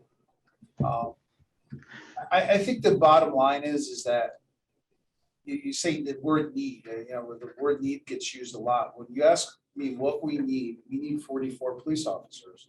Now, I appreciate that we've taken a huge step forward last year, getting towards that number. But when you ask me what I need, that's what I need. That's why the police commissioner put back in 2 officers, because they felt that that's what they need based on talking to people in town and talking to the police officers. Now, that's what you asked what I need. That's what I need is 44. Brian asked what I need to get to that minimum staffing level that we should have in this town, which is 4 officers on at all times. It's at least adding 1 more. The sooner we get there, the better. And 3 years from now, that number might not be 44 anymore. The rate this town is going, how many more apartment buildings are we going to build? Maybe we should hire officers before we approve more apartment buildings. Because when you put people in close proximity to each other in apartment buildings, it's going to require more calls. It's not like we're spreading them out across 2-acre lots. We're putting them in these high density apartment buildings. And I'm sure you don't want to get bored with the numbers, but just the ones that we've done already, the number of calls that's increased when you put more people closer together, you need more police services. There's no other way around it. So that's where I'm at, guys. I mean, I really do appreciate what this board did last year for us. I really do. And the selectmen, I appreciate what you guys have done with police cars and personnel and helping them make our schools safer. But when I say here and you ask me what I need, we need 44. Chief, if we waited a year and we said, hey, in January, or it would be the following July, hire your officer. Realistically, if it's not a certified officer, you're looking at what, 10 months before they're allowed to be on the road by themselves? Yes. Is that a fair? That's fair. 6 months of the academy and 3.5 months after that.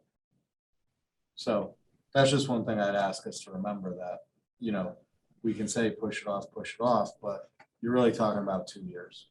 Unless they find a certified person, which are becoming much more difficult to get because a lot of certified people don't want to be police officers anymore when they hit retirement age. They decide to just go on to other careers. So thank you. Chief, what is the actual cost of the police officer, or both of them are single? I put in $60,000. $60,000. Yeah, each. Yeah. I believe I don't have it like in front of me, the exact number in the contract, but I believe it's right about that number for starting salary. Does that include benefits too? No, it does not. No. Benefits is a different account. Did you account for the 2 in benefits? FICA does include all new hires. I did not for health benefits because you never know. You could get somebody that leaves that has a family and they get replaced by a single. So usually for new hires, I do not budget for benefits. Yeah, there's waivers, there's. Well, So, guys, Chief, I'm sorry, just to follow up then. I'm still personally struggling. Look, my slant is to be tremendously supportive of the department. So I'm really just trying to find out where the hole is in my understanding. Last year and prior years, we knew about the building. We knew about the building in town, right? The expansion of apartment buildings, and none of that's new. That's been going on for a while. When I hear the assessment, I'm not hearing what's different that would cause us to kind of think about why the agreement, the kind of gentleperson's agreement from last year and or the year before is no longer relevant. What help me understand, what am I missing that suggests the difficult discussions we had last year and the prior few years, still knowing all the things we know? I don't have the pages in front of me that you handed out, but what is different that suggests that agreement that we had, we should kind of put it to the side and think differently? So to answer that question, I think what you're looking for is just what is now more time consuming for the daily routine for our officers, just as just an example, because it's one of our most common arrests, domestic violence. When and I know Brian knows because he was on the job for over 20 years too. When I first started 20-something years ago, we go out for a domestic violence type incident, a husband and wife, maybe just a little bit of pushing and shoving, something on the minor side of things, even though that's never minor. It used to be you just gave them a summons, told them to stay away from each other, and you kind of did your handwritten report and maybe went to court the next day. Now, when we have those instances, we have to do probably 3 or 4 different types of paperwork. One of the officers has to pick up the phone, has to call the victim's advocate. They have to do what they call a lethality assessment. If you get someone on the phone, they have to sit down with the victim. They have to go through all these steps. In the meantime, the person's probably back at the station being processed for an arrest, taking 2 officers off the road to do that, with the other officers going through all this. And I'm not saying it's not, all this stuff isn't good. I'm just saying what now is required compared to what it used to be. Even with DWIs, the steps that you have to do now compared to what you had to do years ago is just extraordinary. So when we have an arrest in the building now, back when I first started, I used to be able just to handle it on my own. Go in, do the fingerprints. Now everything's digital, there's cameras, there's all these things you have to follow, or forms you have to fill out for court. So that's part of it, is it's not as, the job's not as simple as it once was. And it's more time consuming for every officer out there on the road to accomplish the same thing we tried to accomplish 20 or 30 years ago. Does that make sense or help you, Bob? I understand. Thank you. I would just like to say thank you. I know you guys provide a service, and it's a balancing act. We have a board of ed that come in here with a bunch of people, and they talk about kids that are having learning problems. And the budget has to be right for the whole town, and we have to control growth. We have to think of everybody. We can't just think of the highway department or think of the police. We have to think of everybody. So I just wanted to say thank you for what you do, and there's a lot we think about. No, thank you for your time. Thank you. Appreciate it. We have been going through capital items. There's one item that was on their capital request. The Board of Selectmen approved it earlier tonight, the car radios out of ARPA. So there's no longer anything for 23-24 on the police capital budget. We bought everything, right? We bought everything. Something else, you got the record record show show and not say we bought everything. Thank you for what you do. That's 190. Yeah. Nice job, guys. Any other questions? Excellent job, chief. And listen, I speak, I think for everybody, we all appreciate what you do. And it's unique what you do. You're keeping our town safe, you're keeping our families safe, and we appreciate it. It's not just, any regular budget item. Thank you. And it's not only the people that live in this town, it's the people that come through this town. And I realize that. Yeah. Thank you. Thank you, guys. Thank you. Thank you. Should say that to you too. Commissioner, thank you. Commissioner Morton's there in the back there too. Yeah, he's hiding over there. He's hiding over there. Okay, so fleet maintenance for account 40-220. Hold on, gentlemen. Not much. What's happening? This is where we can. We're gonna lighten this thing up, right? This is Yeah. This is- You want to move this right now? Here we go. Your red pencil. We like to say reduce, but we're gonna say cut. This is when the party starts. You know it. Saving the best for almost last. Oh, Yeah, no, Bobby's the closer. I got the close. definitely we got the relief picture. Oh, my gosh. All right, once again, it's been another year. Fun as it been. I tried to keep everything simple. Most of the cost increase are because of just the price of everything that's gone up. So I'm breaking it down to just my big ticket items to make it simple for everybody. My tire increase has gone up 4%, and that's because we're on a government buy, and that has gone up 4%. And, my oil has gone up 2% because of the same reason. from the state government buy, and their prices have gone up.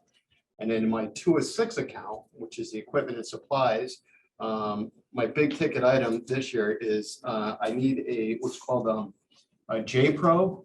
It's a scan tool to help me with our construction equipment and our new Peterbilt. It will diagnose the problems. It will let me know if there are any recalls. It can recalibrate, so I don't have to down the piece of equipment for bring it to the dealer. I can force regen, and it also has like a motor's manual. So like if I plug in, let's say our brand new Peterbilt, and it says your turbocharger actuator is going, I can update the software in that, and if that doesn't work, it will download like these are the most common repairs, and it'll take me to a step-by-step on how to do that repair. You know, all in this program, which it's called the J Pro unit. And this, I'm not questioning the need, I'm sure you need it. I'm just questioning it.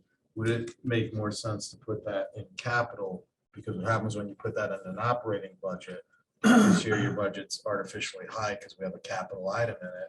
And then next year, so I think It this crashes, is, yeah. this is something like a capital non-reoccurring. Not Yes. saying that we would say no to the, I believe in the request. It's how we do it. I just don't think that it belongs in your operating budget. I think there should be a capital. I agree with request that. for it. So when, And you'll still get it.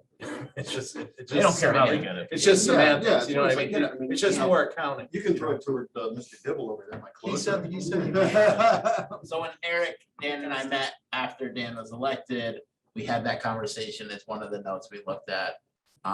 We can move it to capital. I just think for accounting purposes, it makes sense. I agree with Yeah, that. but just to be clear, is it the 10,200 for that piece of equipment? It's, I think I got 7,500, and then there's a little software. So that program account went up 10,000, but the Yes. tool, the piece of hardware you want is 7,500. 500, yes, sir. No, he said there was software. No, to that's make it software 10. and the Yeah, the thing, software scanner. bring it up 2,000, so it's 9. Yeah, What about your tire? Were the tires in that account too, though? Because you said you had a 4%. That's on tires. There should be tires in here.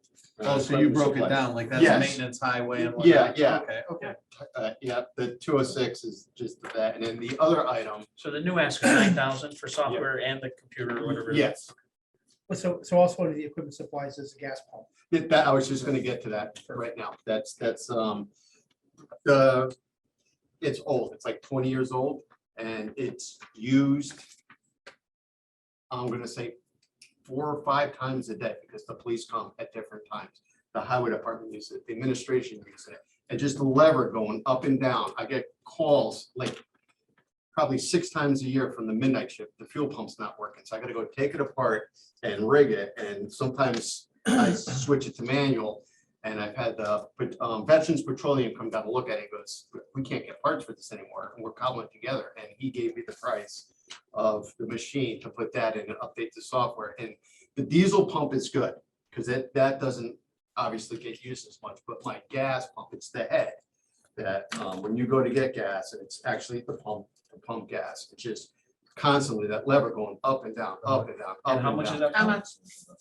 How much? I think it was $2,500. So And that's in this account also? That's in 206. That's an update for my 206. account. 52. Yeah, right down here at the bottom, gas and diesel pump one time. You're looking at it a little different than we are, but I So- guess. Yeah. and if you can get those to Eric, we can update that before the deliberation Yeah, but I guess, and take it out. I guess my point is though, you're actually, if we take those into capital, you're actually asking for less in your equipment and supplies when you think about it, because you're at 11,500 on those 2 asks. Right. Subtract 11,500 from where you're at now, you're below the 36,700. So you're actually reducing. That's what I'm saying. See, if you take it out of there, it actually will show you a reduction in your And I operating look like a budget. great guy. Well. He is- he is- I think you're pushing it. Okay, Really. you look okay. Okay, I'll take okay. That's like you and me are never Not called to break. be Exactly. Let's We're- pump the brake and throw the caution. Yeah, Right. so that's why I think it's so important to just show that you're actually showing a decrease in your operating budget. And you're looking for capital requests with that. And that's what that account is for, this. So- Something that's just not like tires, we can't. put in. CNR, you know, Right. purchase that Right. without Yeah. bonding or anything. So if Ed/Eric, if you can get me that, I will update the budget book before deliberation Oh. and open go. So that's Yeah, like that'd be 3 great. changes. There we go. That was good. I don't know if it's appropriate, but I never got my gas card for being a board member. It's a keynote. John, we just appointed a new ethics commissioner. I just want, we did that before this meeting started, just For the record. Just for the record, on the record. Okay, any other questions? Fleet maintenance? There is one budget, not budget, one capital item for fleet maintenance. It's hydraulic vehicle lift system for $150,000. I'm sorry. I'm sorry, what is it? There goes your great guy. No more great guy for you. Another great guy for you. It's gonna go down. Mr. Dibble was gonna handle that one. Okay. So because we're talking fleet, do you want to deal capital, DPW as a whole at the end, or do you want to do per? Why don't we do the capital with Bobby? Just, I Yeah. think he probably Okay. speak a little bit. Yeah, so And we have Eric? our lift in the garage, lift for vehicles with us from 1978 original drive, right? So it needs to be I'm replaced. 67, so go easy here. Come on. And Bob, you've been on the highway 10 years prior to that being installed? He did the whole work. I took the whole for it, yeah. So anyway, the replacement of that vehicle is $150,000, right? So talking about it with mechanics and Eddie in the shop, you know, they have column lifts now. So we're gonna be better served using the column lift, purchasing column lifts instead of replacing that vehicle lift. So it goes from 150,000, what was the price you gave her, 79,000? 77,000 something. that So includes it's jack stands. 77,000 for four column lifts and the jack stands that go underneath from the whole thing. It's on Sourcewell discount, so on and so forth. And that will allow us to pick up the big trucks also. which we That can't will do. pick up the big truck? Yeah, it'll pick up we had the salesman there, the Mohawk list. Mhm. It will pick up our sand trucks loaded. Come on. Yep, What? all four of the trucks, yep. And I'm sorry, so the ask is for two of them to equal 150? Could you say, the 76,000, you threw me off. Total ask for the four column lifts and the stuff that goes with them. What was the exact number right out to the back? You have it right there. Oh, I'm sorry. That's why I pointed to you. It's like 77,000. 77,600, and that's for four columns that I can It's a lift up. different lift. It's not the 150. Yeah, Oh, it's- so it's yeah, an that's off the the- high- Yeah, we'll get rid of the 150, because these I can take out, they're mobile. So the wireless, so I can do it outside, I can do it inside, I can move it to different bays. Mr. Hook, you are looking better tonight. Yeah, Yeah, that's amazing. You recovered nice. It's kind of a glow around. It's 79,000 and $10.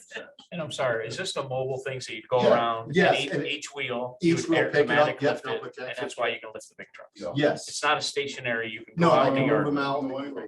Cam You're out of the setup. way when you don't need to post. Right. Yes. What's yes, that number, Bobby, so I can update the capital plan? $79,010.06. If Chief was here, he'd get two more patrol cars. I got a question for you, Bobby. You guys have two bays where you do work. One has a lift in it, one does not. Right. You can use these lifts in either bay. And Yes, or out in the parking Or lot. outside. And I guess the other question is, I mean, if you do need to work on two trucks, how much are jack lifts if you got extra jack lifts? I'm gonna purchase jack stands, You part of get- this. So you get four Yeah, as part of that. yeah. So you can work on one truck. Yeah. Can you use the lifts and I can take and put them on another truck, or you have to have jack stands for Well, I that? put the jack stands on the truck, take the lifts off. The Right. jack stands are rated to hold the truck. Yep. And then I can move those So you can lifts. still work as, to the other you can truck. only work as one truck at a time. No, I can work on two. Okay, you can work on a truck with the lifts on it, so you can Right. work on two trucks now. Right. as Where long as before the you other could one's only a work on jack one. stand. Yeah, on my lift one, you do one. I'm yes, sir. You'd walk away with it just on jack stands? Yes, Without Yeah, the I lifts on mean, your wheels? like Yep. I said, yeah. they're rated for it. Yep, and the Mohawk salesman says they have done that before, and he showed us. They're trying to do on the market, you know, I wasn't sure about them. Oh, they're I mean, unbelievable. I mean, there's a lot of people that everybody cheers about, right? And there's never been any issues with them. You know, these guys are working up at 100,000 pound. Oh, yeah. Motor homes, whatever. Yeah. Put anything on it. So I just want to make sure I'm up on the uptake on this. So you've just cut the cost and replacing your lift in half, Right, but you're actually getting two lifts for one. right. You just, what is it? It's No, pretty no, good. no, That is- no, they're still only getting one lift. No, but they can do two They trucks. can't get trucks, because they'll Price just of put the jack jack stands. stands. and Yeah, that's but like instead their- instead of using, they only had one lift before, Yep. right? And now they can do two trucks at a time. We've been joking and grading presentations, but I think No. No, I no, mean, definitely by. You know what, but John, so By Bobby is far. not up yet, so. Oh. That's He is the closure. Big tree warden's the closest. Tree warden's the Yeah, you last made it one. difficult for That's always a very volatile topic. All right, so I think we're good on the jack stands, Yes. right? We're good. It comes with jack stands, right? Yeah, it's the whole price, yes. I'm joking with you. All right, so you're good. Public Works, Eric, are you gonna do Public Works? Thank you very much for your time. Thank Thanks, you. guys. Account 4230.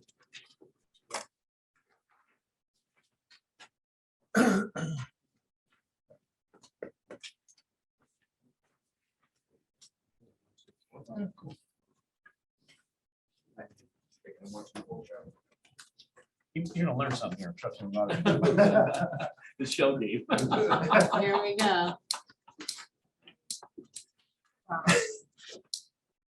Okay, so you guys have the summary in here. The overall went up 19.69%. The bulk of that amount, in terms of the dollar amount, was about 75,000. The bulk of that comes from salaries. Now that has several components this year. We have the usual salary increases. We also have a new position. The engineering tech, as you know, or maybe you don't know, was replaced by a civil engineer. So that's a higher level person with more professional qualifications and so forth, which has been a huge boon to the office because we can get a lot more done in terms of design work, capital projects that we're working on, and helping with a lot of the stuff that we need to do. We also have a new position for a revolving clerk. That's a union position.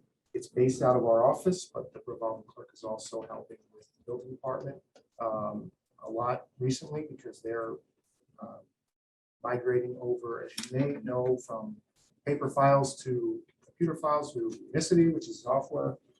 We're also doing some of that. So that person is doing that. The person also, as a revolving clerk, can fill in when somebody's out in the front desk or if Kathy, our office administrator, is on vacation, so on and so forth. So that's really the bulk of that change. We also had. Can I ask a quick question? Yeah, sure. Maybe I was asleep last year. Was the revolving clerk even in the budget last year? I don't So recall. the revolving clerk position, there was a grievance filed by the clerical unions. As part of the resolution of that grievance, the former first selectman agreed to putting this revolving clerk position It's in. a full-time position? It's a full-time position. And where'd the money come from? There was money in salaries overall because the finance department had a vacancy. Had a vacancy. Well, and now we've eliminated the position. So. So But yeah. you're saying this was to settle a grievance? Correct. Basically, a position was removed from the Right. union and they. I understand, back. but But that was one employee. I think I heard say there were several new employees. Well, there's an No, no, no. engineer, right? So we had an engineering tech, and that engineering tech was not really able to support our design operations as much as an engineer. So we hired an engineer to replace that person. So that person left. Engineering tech was replaced by the engineer. But it sounds like he was more expensive.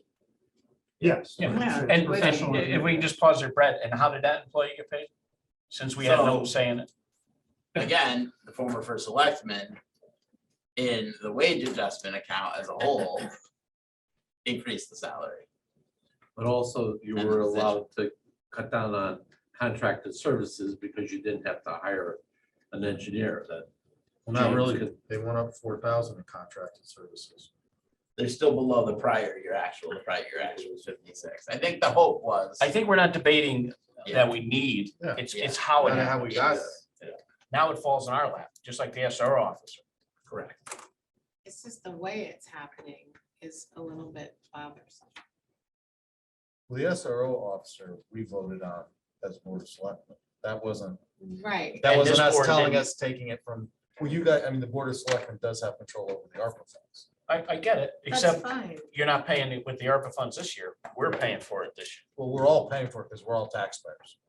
It's a very good point. And in regards to the revolving clerk, I would just say that that's a need that we had and happened that it was a good time because of the. It just has nothing, it has nothing to do with the need. I don't question your guys' Oh. need. No, no, The- it's just the- how it happened. It's how we got there, because I'm looking at this saying, okay, because your salaries went up 68,000, 20%. And it's You know, not even I- an I- ask. They Right. did. I Right. can't believe that, the town gave you guys 20% raises. I doubt that, based on Bob's face, definitely not. It's just that as the Board of Finance, that's just one of the things and Bob Manfred will back me up on this. One thing we talk about are body counts and just, that kind of thing. So when it comes as a surprise that someone just appears, that's the issue. It's not that you don't need it. So that revolving clerk, basically that came from finance. The body had been in finance. No, so They used the money. the way that the first selectman afforded it in the first year. Yep. Was he knew he had other vacancies. Hey, Brad, I'm just curious. I agree with all the comments made about the process could have been much more transparent. But I guess the question I have is what was the expectation of how this was going to get paid in the next year? I guess if it was paid out of ARPA, I'm assuming somebody said, well, I'll pay for ARPA next year as well. I don't know about the salaries, but what was the expectation going in? I don't know, because I was not consulted on before these decisions were made. Wait a minute. None of these positions were paid with ARPA, right? No. Okay. Just salaries. Just so. Going one salary, right? Okay, so once again, so we all know, which salary was paid by ARPA? So in No, the that's public works, just the it. budget we're looking at now, nothing was ARPA. Okay, I misspoke. okay. Cool. Is there anything that prevents using ARPA money to make up for these amounts? I'd like to understand what the full range of possibilities could be. That's really, after our board of select meeting, I think we'd have to take it to the town council. Bob, I do not believe we can use ARPA money for a public works person. Got it. Based on Okay. what I've learned about ARPA and the rules, happy to talk about that going forward. You might be able to get away with it with the maintainer, Bob, because they're actually maintaining the roads. No offense to you guys. These guys are sitting in an office looking at plans and, directing. ARPA says it has to be in direct relation to road maintenance, road construction. So, Yeah, I concur with that. Marty was very cautious on us using ARPA funds for certain things because he doesn't want to see us get into trouble either. Yeah, no, I get it. And I'm asking the question not to challenge, again, just to understand the full range of No, possibilities. we went over it. That's why we have to reconvene our selectmen's meeting because we spent so much time speaking about this issue. Got it. And I assume, again, just in an attempt to understand the full range of possible approaches, I assume this Board of Finance could decide, yeah, we're not going to fund it. We could, right? Okay. Eric, this is not going well, right? Not as good as the library did. Come back up. And Bob's just buying. Is there anything else, Eric, you'd like to add? Any other questions on this account? Right. What not to do next year? So I want to say one thing to kind of bail you out, Eric. I'm throwing you a Are you line. sure you can do that, Dan? No, I'm going to, this is important. One thing that's super important about the engineer role, that it went from being a tech to an engineer, is that does allow us to handle more capital projects. Okay, so there will be a savings long-term from other things. I'm not saying I agree with how this came about. I'm not. And that's what our. That's our- what But it's we really agree. important that maybe the process, you know, I am on notice. On notice. You gave me the handbook here. What not to do. I just want to ask a question on that. So when did you hire this individual exactly? This was in March of 2022. So in March of 2022. So where are we at in capital projects now in terms of contracted services? What have we spent here today What did we spend in a day? on contracted services? We're down. We've only spent 4,000 out of 40,000. But next year's budget, you requested 44.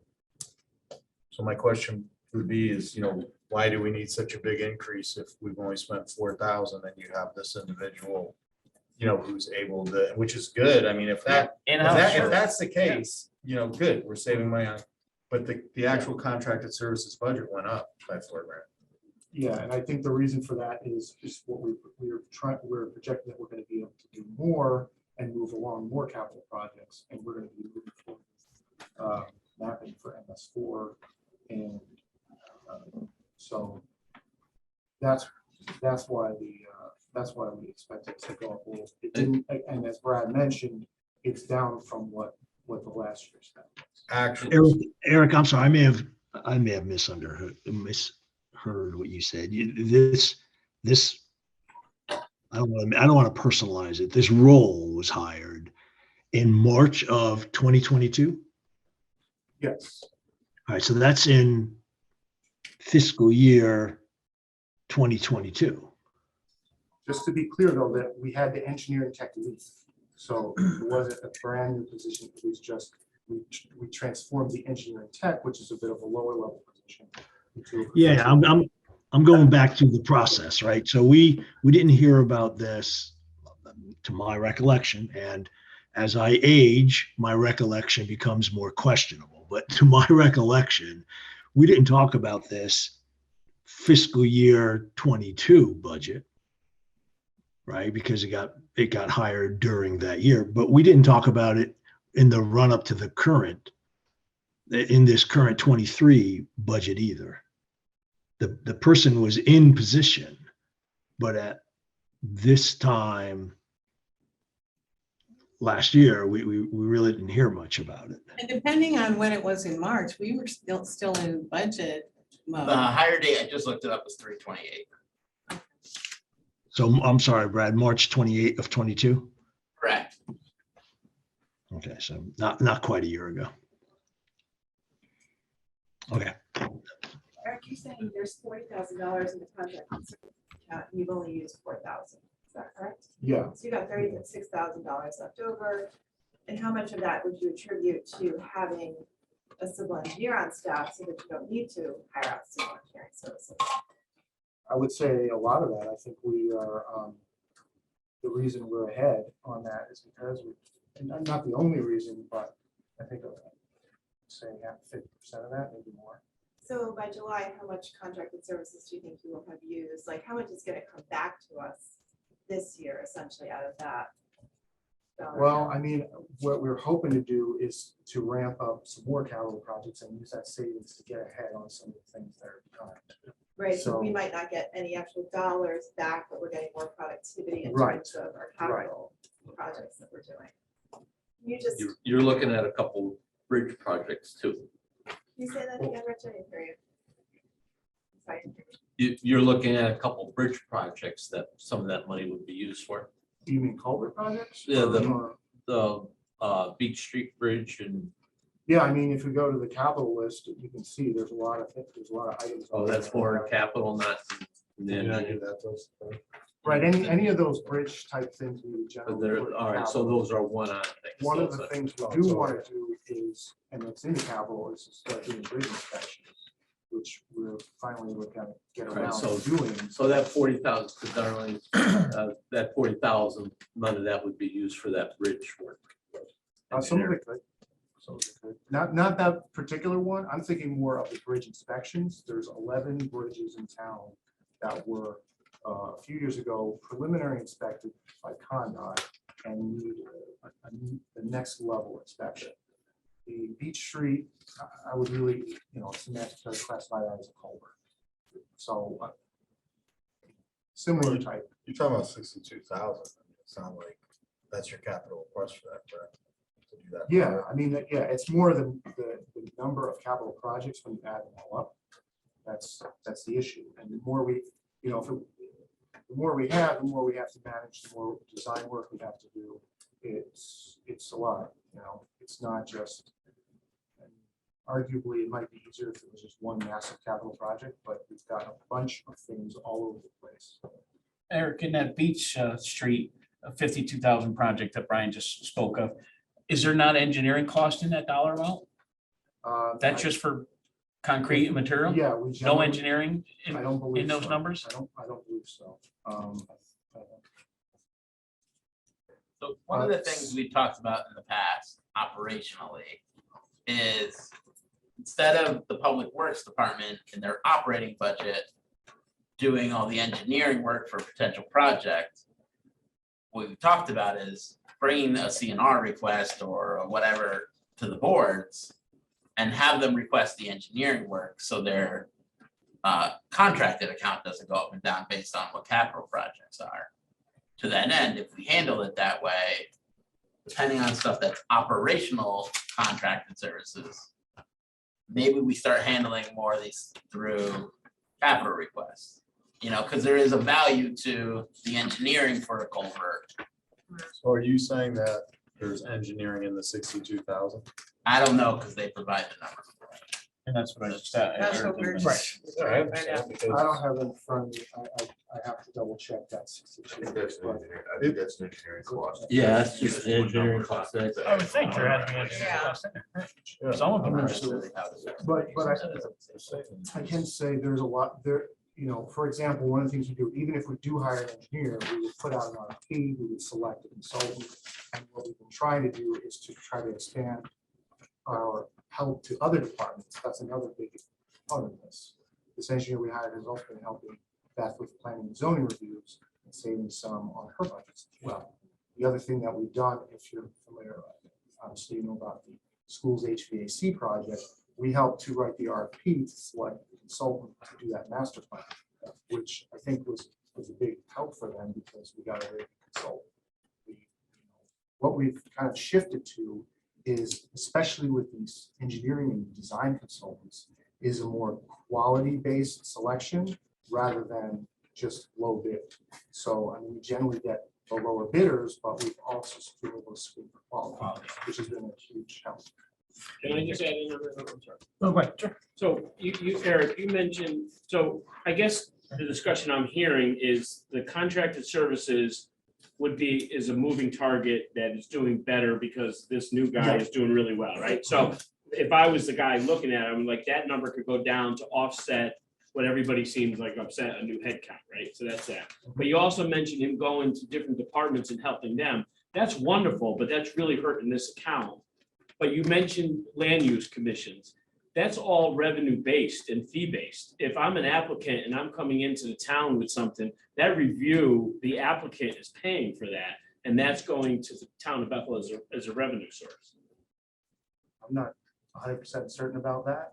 Well, I'm 85% sure that the applicant pays for that I've review. never paid when they've sent my plans for review. I have to pay my engineer to answer all their questions. I pay them, but the town's never charged me when they send building plans to write Piercy engineering plans.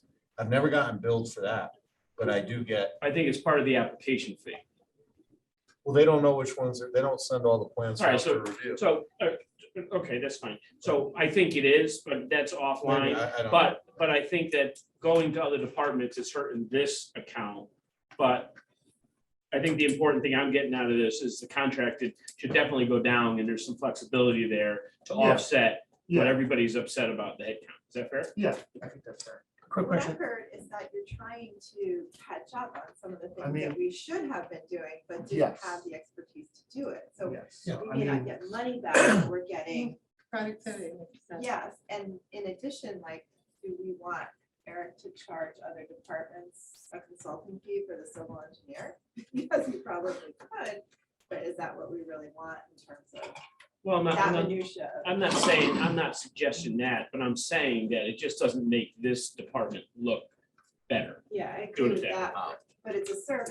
So I see what you're saying. There's one thing I've been trying to chase out here. Yeah. With respect to the revolving clerk, what is that salary? Because we got 68,660. I'll tell you right now. Yeah. So the budgeted line item for that is 38,523. And it is a union position, obviously, because they. But that position can go anywhere if Mary needs help, Well, right? that's not what I'm asking. Why I'm asking is I just want to compare apples to apples. If that's 38,000, we were talking about a $30,000 increase to get an engineer versus an engineering tech. Between those two. Right, you did the math backwards. to figure Yeah, out because the if you, additional- yeah, if you look at it, if you're looking at the engineer that we 40 got, grand, right. yeah, so it was 30 grand more to get an engineer over an engineer tech. So if we're gonna look at the value of the engineer, let's look at it compared to 30 grand a year. Yeah, that's Yeah, That's all I'm saying. And I don't think the rub, it's just how it happened. yeah. No, I agree. Yeah, I agree. Yeah, that's all. No, when the comment was made about like maybe getting rid of one, I'm like, well, let's talk about the value here. So Nobody's just, getting rid of anybody. just so the board knows, the town used to have a civil engineer. When we went to the engineering tech position, that's when planning and zoning started budgeting contracted services for outside engineer work. We had talked about reducing, so in planning and zoning 10-250, there's a $15,000 budget item. We talked about reducing it because this position's been around less than a year, even though she's trending prior year, the spend was 20 in that account. So far this year, it's 2,500 because the engineer's been doing more of the work. It is something the boards could look at reducing.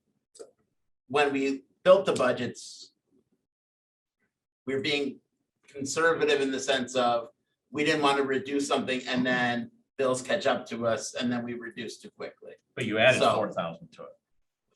The request was, yes, but I'm speaking more of like the 250 because Beth and I talked a lot about it.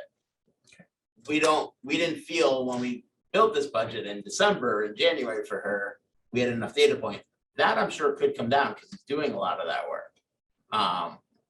But it's a discussion that we need to have because again, the position got created pretty much April 1st. We have less than a year of data on it. So But it's trending the right way. it is trending. So we're almost the end of February, in 8 of the 12 months, the spend is 2,500 of the 15,000. And the prior year was 20. On the 250. We're fairly confident that we're gonna come in well under the $15,000. And I think the other thing I would just emphasize about this role is it's a very flexible, because it's a professional engineer, it's someone who can evaluate a lot of different things at a high level. I mean, we don't even, honestly, we don't have time to go through everything in this capital list, but I recommend that you take a look at it maybe after the meeting and just see the magnitude of what's going on here. And this doesn't even include the sort of like smaller projects that come up out of building maintenance. So like, for example, we noticed some bricks falling down on the corner of the north wing. That's one of the things that our engineer helped to facilitate. I mean, there's a smaller thing to kind of get a mason out, evaluate the different masons, evaluate different bids, but when all these things kind of add up, it really, that's where we see the value out of it that you were talking about is, and I'm just trying to give an example of different departments, helping with schools, anything capital project related, we try to help the other departments because most of the other departments don't have the engineering experience that we have in our department that we can now help everyone save money on the projects. Is the MS4 compliance, is that the surface water runoff, the impervious surfaces and all that? Yes. And that's just to start mapping it. Do you have an idea what you think the estimated cost is going to be once we're done with this and the things the state's going to make us do to correct the issues? Correct me if you have a different opinion, Bob. I think we've looked at it and the biggest capital cost, or I don't know what, annual cost would be the pumping catch basins. And so we're trying to, what we're working on now is coming up with a schedule to, we're gonna have to clean all the catch basins in town. There's like 2,500 on the order of. over a certain period. We're looking at either a 3-year or a 5-year cycle, so that after that period, everything would be cleaned and turned over. You know, as of right now, we have Pembroke Pumping doing it. We think we can, we're looking at different options, but yes, I mean, that would be the biggest thing. You put that in your operating budget if it's every year. We do, that is in the operating Yeah, budget, yeah, yeah. I mean, that's what. But, yeah. but that, they're not gonna make more corrections. They're gonna tell you to just clean out your catch basins. They're not gonna say that, hey, we don't like where this water is going, you gotta pump it to over here, Well, I or, you mean- know, I mean, that's my might biggest say concern. That's the No. big, that's might kind of the say big that. thing, is we pump out these catch basins, the way Connecticut Deep treats it is basically like it's toxic waste or Yeah, something. where you, Right. where We you have take to it. put it into a container and, Makes good grass. if there's any overflow water, we have to put it down the sewer line. We can't just dump it on the ground, you know, even though it may just be rainwater and sand most of the time. We have this obligation now to treat it with, you know, as if it's. You have 2,500 to do over 3 or 4 years. 25. And how many can one truck do in a day? Well, if it's. Yeah, we can. Because I did bail for you and that A wasn't. good average is around 25, because a lot of them flush pipes for us too. You know, that's a really good day. And what's a day like that cost a ton? $3,000. So 3,000, you're looking at 300K to do the whole town. Right. Is it worth to buy that truck again? I know we had Well, it years that's, ago. that's something yeah, we need to that's- talk about, right? Because at the end of this, you know, just without spending any time on the truck, at the end of this, we bought a truck, but we don't have a Yeah, truck, right. right? So that's something to look at too. But that's a big capital cost. Well, do you have the manpower to do it? And do you have the I'll proper get to that. training to do I'll get it? that in a second. Yeah. You'd have to stop the poker game. I know you'd have to stop the poker game. Yeah, Thank you. thank you. So, All right, so that's public. Now, Bob. Public Works, there's 3 capital items. MS4 compliance training, 25,000. Maple Ave, Ball Field Road Design, 75,000. MS4 compliance mapping, 75,000. I think we probably talked about most of those, but I just wanted, if anybody had any questions on those, they're on. And Eric, you know that the Board of Selectmen bought the new dump truck tonight, right? Chassis. Thank you to the federal government.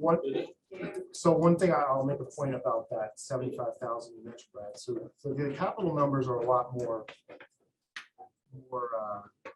flexible, I guess you could say, because the capital is very difficult because we have so many, we know we need to get around to a lot of this is maintenance driven and the priorities change, you know. We'll get to the building maintenance, but just the other day I was talking to my building maintenance supervisor. We're like, oh, you know, we can probably put off the boiler in the municipal center a couple more years. And then it blew up the other day. So, I mean, the capital is very difficult, but I will say that like of that and this for mapping, that's one of the things our engineer can help reduce that cost. But So- that's all I appreciate what you guys do. I understand what you guys do. All right. It's just, to me, when I'm voting on a capital project, you know, everyone says, oh, great, you know, it came in under. Well, depending on how much under it came, that has to do with budgeting, right? Like if I bid projects for people and I'm way over on my bid, I'm gonna lose jobs. That doesn't happen in the municipal side. So I'm saying for me, when I'm voting on a capital project, I'd like to get a realistic estimate of where it's really gonna be and say, you know, we're probably gonna save 10 grand here. We still have our contingency built in. Because I just think it makes it more transparent to the public and whatnot, because, you know, when you have all this money left over and then it's going back, it's just, you understand what I'm saying? And again, I'm not questioning you guys at all. I'm just saying, it'd just be nice to get, instead of just using like a huge scale saying, all right, well, look, we could probably shave 5K off of that because it's realistic. I mean, that's where we're at. So, and then it goes even further to answering our questions about the civil engineer. Again, not saying you don't need it, but you can say, look, guys, I reduced my capital request by 30 grand with this guy and we did all this. Well, then, you know, everyone feels like, all right, well, we might not like the way it happened, but you know, that we didn't know about it, but it worked out. So, you know, good for the town. That's all. There was no attack on you. at all, and I want you to understand that. I wasn't questioning you or your anything, you know. Can I just, Bob and Frida, do you have anything for Eric? Thanks, Nick. No, I'm good. Thank you. Thank you, Eric. Thank you. Thanks, Eric. Yeah. Oh, What Mr. we've Dunn, all we're waiting been for this waiting all for. night when I saw. Oh, walking I'm up so the- happy now. So we're gonna get the minuses. Hey, Bob, I'm Bob, make wide yourself awake. comfortable. I want you to feel comfortable. You wanna take your shoes off? Yeah. You Just want to celebrating fight, Bob? Bob. I mean, is there anything we can do for you? I penciled in a couple of things. I penciled in, Couple notes. new ARPA employee for road maintenance. I think that'd be great. You're welcome, Bob. Hey, As long as you say 5 years, I'm cool with No that. problem. Read it, just said open gov, we're good to go. Thank you. I'm all set.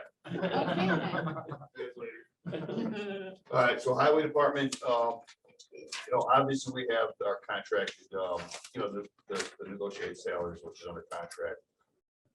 We've been through that ad nauseam tonight, different departments. Our seasonal overtime was adjusted upward slightly because of that, things like that also.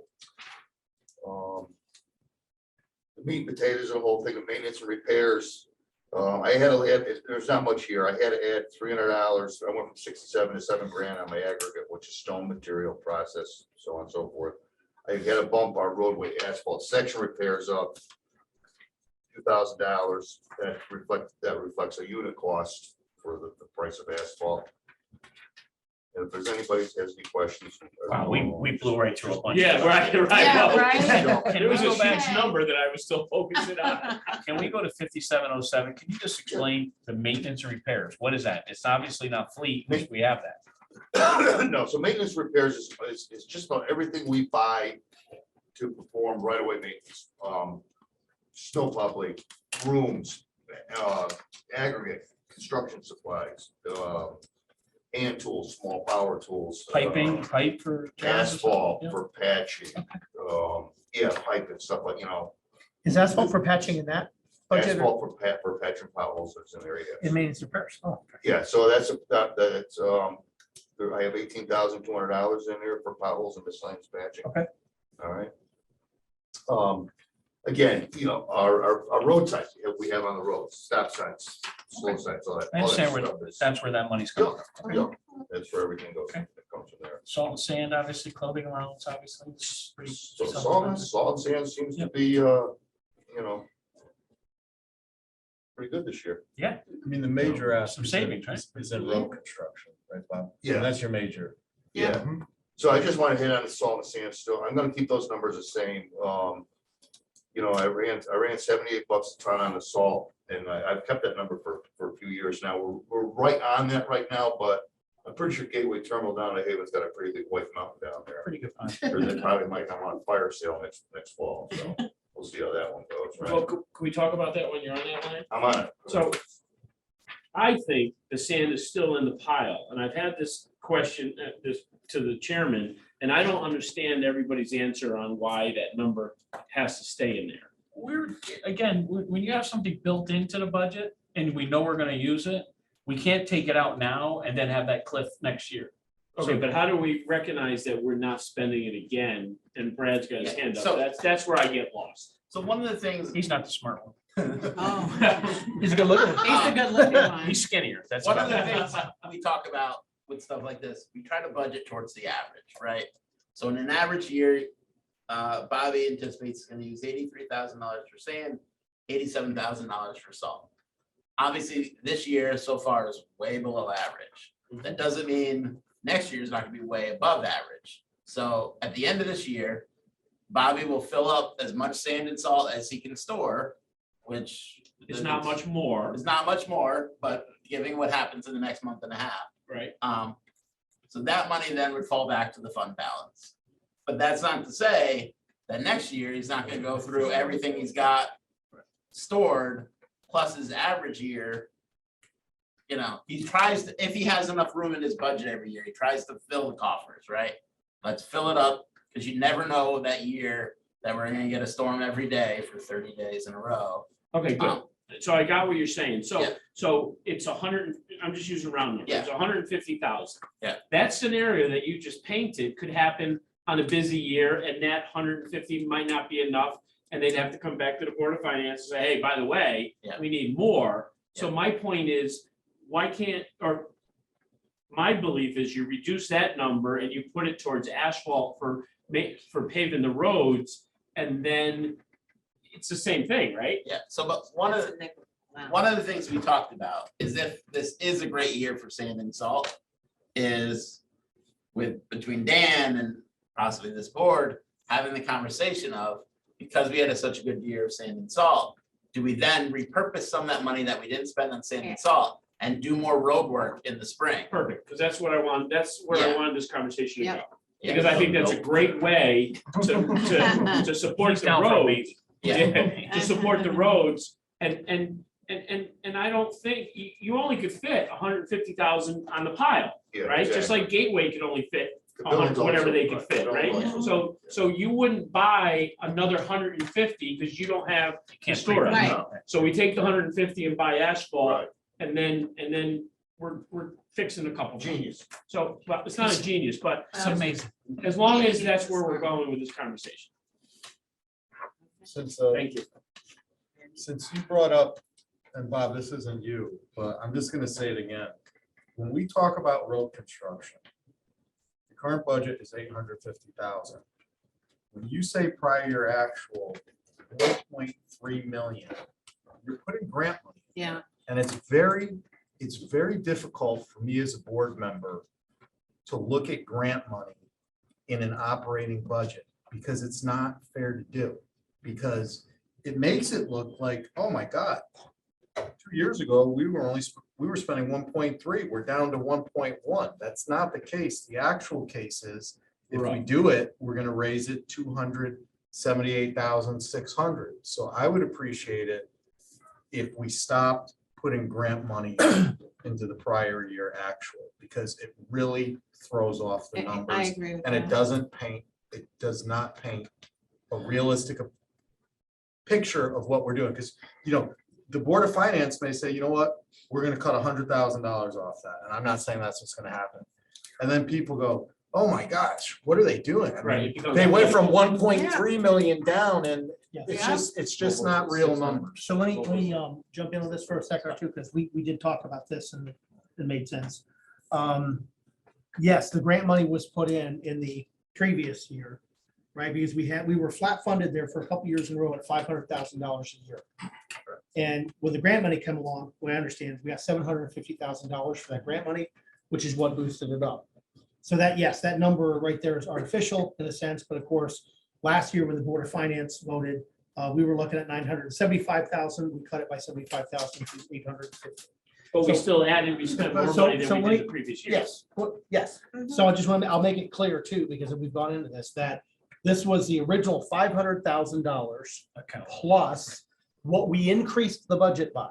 So it's very clear that before it was artificially inflated because we had $750,000 grant that artificially inflated this number. And Brian is, Selectman Terzi is 100% correct. So I think I would encourage everybody not to look at the prior year actual so much. Look at the current year budget of 850,000, because that's what the increase was. Taxpayers paid. Taxpayers paid an increase of $350,000 in the last budget. Now, getting to where he is in this requested budget, no. I mean, obviously you're asking for more and he needs to. Yeah, But to your point, it's, does that make sense? Because it's, All I'm I'm acknowledging it. saying is going forward, stop Yeah. putting those numbers in, because Yeah. I find it to be not transparent. We're not being transparent with the taxpayers when we do that. We're saying, look, guys, we're actually down 100,000 from where we were 2 years ago, and that's not true. And it really should have, grants would go into revenue for that year to offset the budget or whatever, right? It was how the Board of Selectmen, through a town meeting, revised the budget. Not Brian Terzi. I understand. right. But but like when you look at And not Dave Carter. I think I did Carter. accounting wise, the budget was we got increased more to road stuff. 1,125,000 for that year. I completely understand your point. Accounting wise, the prior year actual was 1.3. I understand the budget, the original budget number for that was 500,000. So if you look at original budget, we went from 500 to 850, and now the request is 1.1. But then just add prior Wait, year, can I- prior year actual budget. Right. too. Because then you could say, fine, we budgeted 500, we spent 1.2 million, and people go, all right, well, 700,000, that was a grant. And no one's complaining about the grant, love the grant, Right. if we got more roads done, wonderful, it's just I know what transparency. you're saying. I think there's another way to look at it that maybe explains it. So I think you can forget, just ignore how it's being funded. So we had budgets of about 500,000, then it was 500,000 in 2021, then it went up to 1.2 million. Then it went back But down your to budget never 1.2. went to 1.2. It never Well, did. I'm just saying, ignore that. Well, you Ignore can't that. ignore Well, I can't, because I looked at it, That's and I'm what- very OCD, That's Bob will what they tell tried you. to do last year. Just hear me out. What I'm trying to say is that 1.29 that was spent is what we can actually do. You know, and what we can actually repair in the town, if that makes sense. Well, if you had And 2 it million, shows- you could. Yeah, it Brian's was talking about more. perception. Well, I know what you're Wonderful. saying. All I'm trying to I say stopped is in that. town meeting last year Yes, over this, that's right. because Isn't I there a was way so to put upset asterisks in that now? we made it look like you guys, the 350, hear me You out. really Yeah, should. no, The 350 that was added to your budget was presented as a decrease to your budget, which was not That's not what reality. I agree. So, So, but Brian, regardless of that historical situation, they actually were able to do the $1.29 million worth of work last but year. it's but not this is what, budget, this is no tax one's money. arguing. No, that. I'm sorry, I'm not done yet, so can I finish? Sure, finish. Thank you. Can't we just put an asterisk there and at the bottom underneath the table say there was 500,000 funded with taxpayer and 750 funded with a grant? I Sure. don't see why that's difficult. That's fine, but again, what I'm saying, Dalen, is you're just agreeing with me that we shouldn't leave that number there. That number should not be there because it's very confusing to taxpayers. Well, I think Without you're saying, confusing to I other think you're people. saying don't leave the number there, but I think the point is So well you would- taken, that you're- that's the amount of work that was done. But that was not But what that's was not the budgeted. Budget. This is a But- budget. This is not how much work did we do. This is an actual budget. Of taxpayer And- dollars. and- and Yes. whether it's taxpayers dollars, I don't care who dollars are. It's a budget. And you're artificially saying that you budgeted 1.2 million in a prior year. You spent that based on a budget. And when people look at this 1,128,000, they could turn around and say, wow, the Board of Selectmen and Board of Finance actually reduced their budget. But Brian, that's what they were saying last I year. That's what- understand. No, no, So- but I- So, So I'm not disagreeing with you, Brian, Chair, about- I'm the chair. Hold on one second, honestly, because we're going down this path. We know what the issues were. We know what happened. Okay, honestly, Brett. Yes. Is there a way to go back and to Dalen's point, put this out there in such a way as this goes forward, that we have an asterisk and money came from a grant? Because I think that Yeah, people so want to know. what I am updating my sheet now just to see how it presents. Okay. Is 5404 road construction, right below it, 5404 road construction grant. So then if I put the 750, so I reduce the actual, because the actual, we did spend it. Yeah. So the actual then in road construction grant would be 750. Perfect. Okay. Then the other number goes to 548.21, and I will Perfect.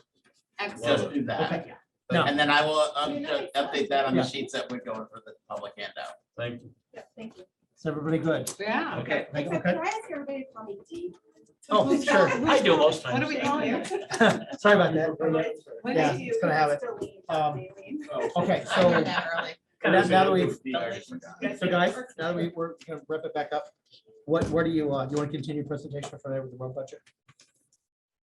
Was there more? Questions? Okay, so I thought that was pretty rough already. Sometimes they just flow like water. You've held up very well. So I will throw this out, because we know, I mean, listen, we know we went up $350,000 in last year's budget. We're looking for, by your numbers, we're looking for an increase, right? Up to 1,128,000. What do we get for that? You're gonna basically get the same mileage, Okay, right? But going up, our asphalt, our per tonnage cost, vendor in place, is gonna go up right around 10%, 10.2%. Historically, it's been 3.5. But this year, it's gonna be just a hair over 10%. Our tonnage, yeah, Alex is right. So How many miles does that equate to? 5 and change, we're at some places. 5.73. And how many We miles aim of to town do road do we have? 86. So every 15 years, you figured you can resurface 5 or 6. weather Yeah. permitting. Right, so, and the only caveat to that is, in town, we had to do milling work, right, and then we throw a couple of reclaim jobs in there, here and there. That stuff is mostly done, right, so those are just one thing left of that. And this is all, So he's this gonna- is all he's gonna be- subcontracted, the paving, the actual paving you subcontract. You do Yes. you do the actual reclaiming when you have I to have a- redo that. We do all the drainage work, Great. and then we do all the support work with reclamation crews. Okay. In the near future, he won't be doing as much reclaiming, he'll just be resurfacing or milling. Yeah. Because he's rebuilt most of the roads. So if those on the board are not sure what the meaning, reclaim is basically we take a foot, take out a foot and rebuild up until that full depth reconstruction. When you say milling, it's just taking off the top 2 inches and putting asphalt. With the full depth reconstruction that we do, we only have to do that once.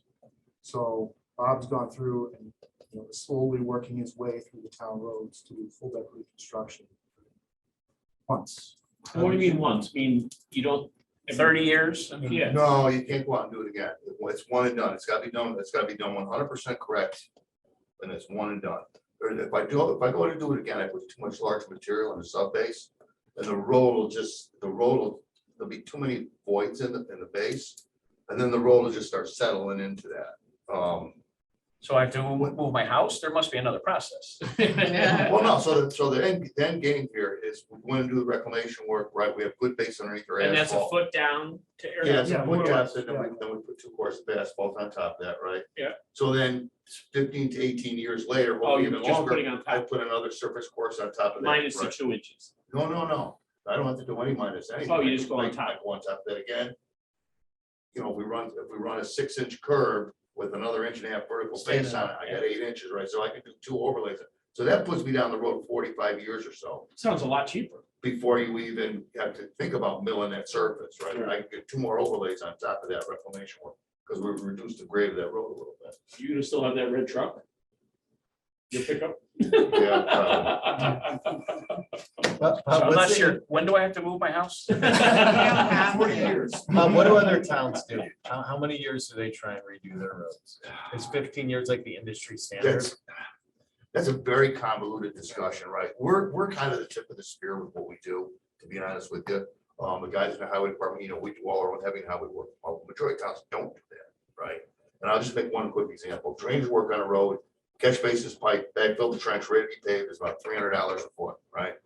We're probably in the $50-something a foot range with our labor costs, fuel costs, how much I can buy material for, so on and so forth. It's a huge savings, right? There's a lot of, it's difficult, tedious work to pull up reclamation. You really have to be on it, right? You have to know what you're doing, right? A lot of towns, they kind of give up after a little bit. We pushed our way through, learned how to do it, we're experts at it. And the result is we're almost done with that. We're pretty close to be done with it, right? I think if you're looking just at pure numbers, right, and we work in square yards, if I had to remove a foot of material from that road, the asphalt, and say 8 or 10 inches of the gravel base underneath and replace it, before we can put asphalt on that road, we're about $25 a square yard. Now we're doing that same work for $2.50 a square yard, right?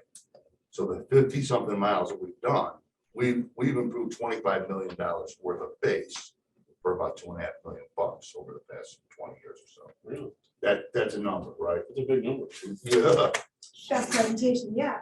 Yeah, and he is not even done yet. But it's a really long Yeah, change, I've just I mean, begun. I mean, those things, anybody, every year I say, anybody's more than welcome, please come see me, call me, you get my phone number. You never answer the phone when I call you. Has Cynthia ever been on my paper yet? She's been talking about it for 10 I years. had so many joints replaced that now I'm ready. I don't want to go in the fire. I'm going to. Wow. Just show up at his office 7:30 or so, or There you 7. go. Yeah, no. There's a huge amount of value to that, and I mean, really, when you think about it, you try to look ahead that many years, right? Let's look around the room, but that's how I've looked at it, right? I don't understand that comment. I understand. I know, right? Right, Just trying to figure out what you meant. you know, when we sit here in the budget process every year, we talk about the budget doing this, right? And I don't want this. We got it. Right. You know what I'm saying? Nice, smooth, Right. just like the road. Smooth budget, smooth ride, right? Smooth ride.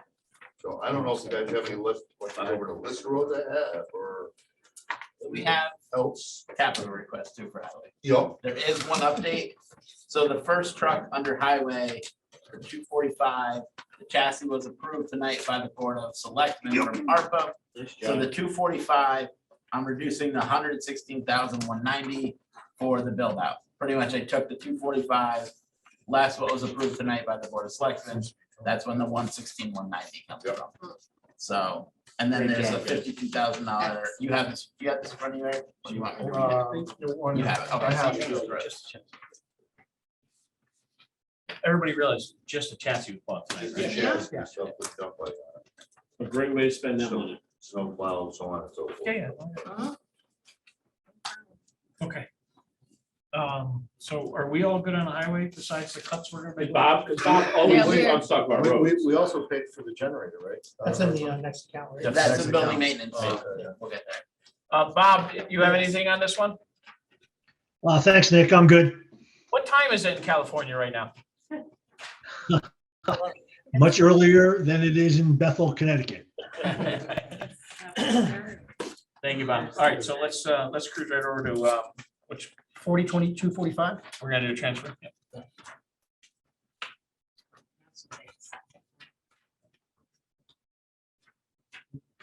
We're doing capital outlay. Us to- Yeah, they have in front of, there's 2 other trucks and a tractor. No, yeah, I got that. I bet there is. Yeah. Oh, so you We were right by that, but we don't want to ruin, I mean, Eric's been really smooth. Here. We don't wanna- So hold on, Bob, what tractor's in capital now? Didn't we buy? A backhoe. No, we have a 1978 mower tractor, sitting on the poles on the side of the road. Oh, you're doing like something for the lawnmower?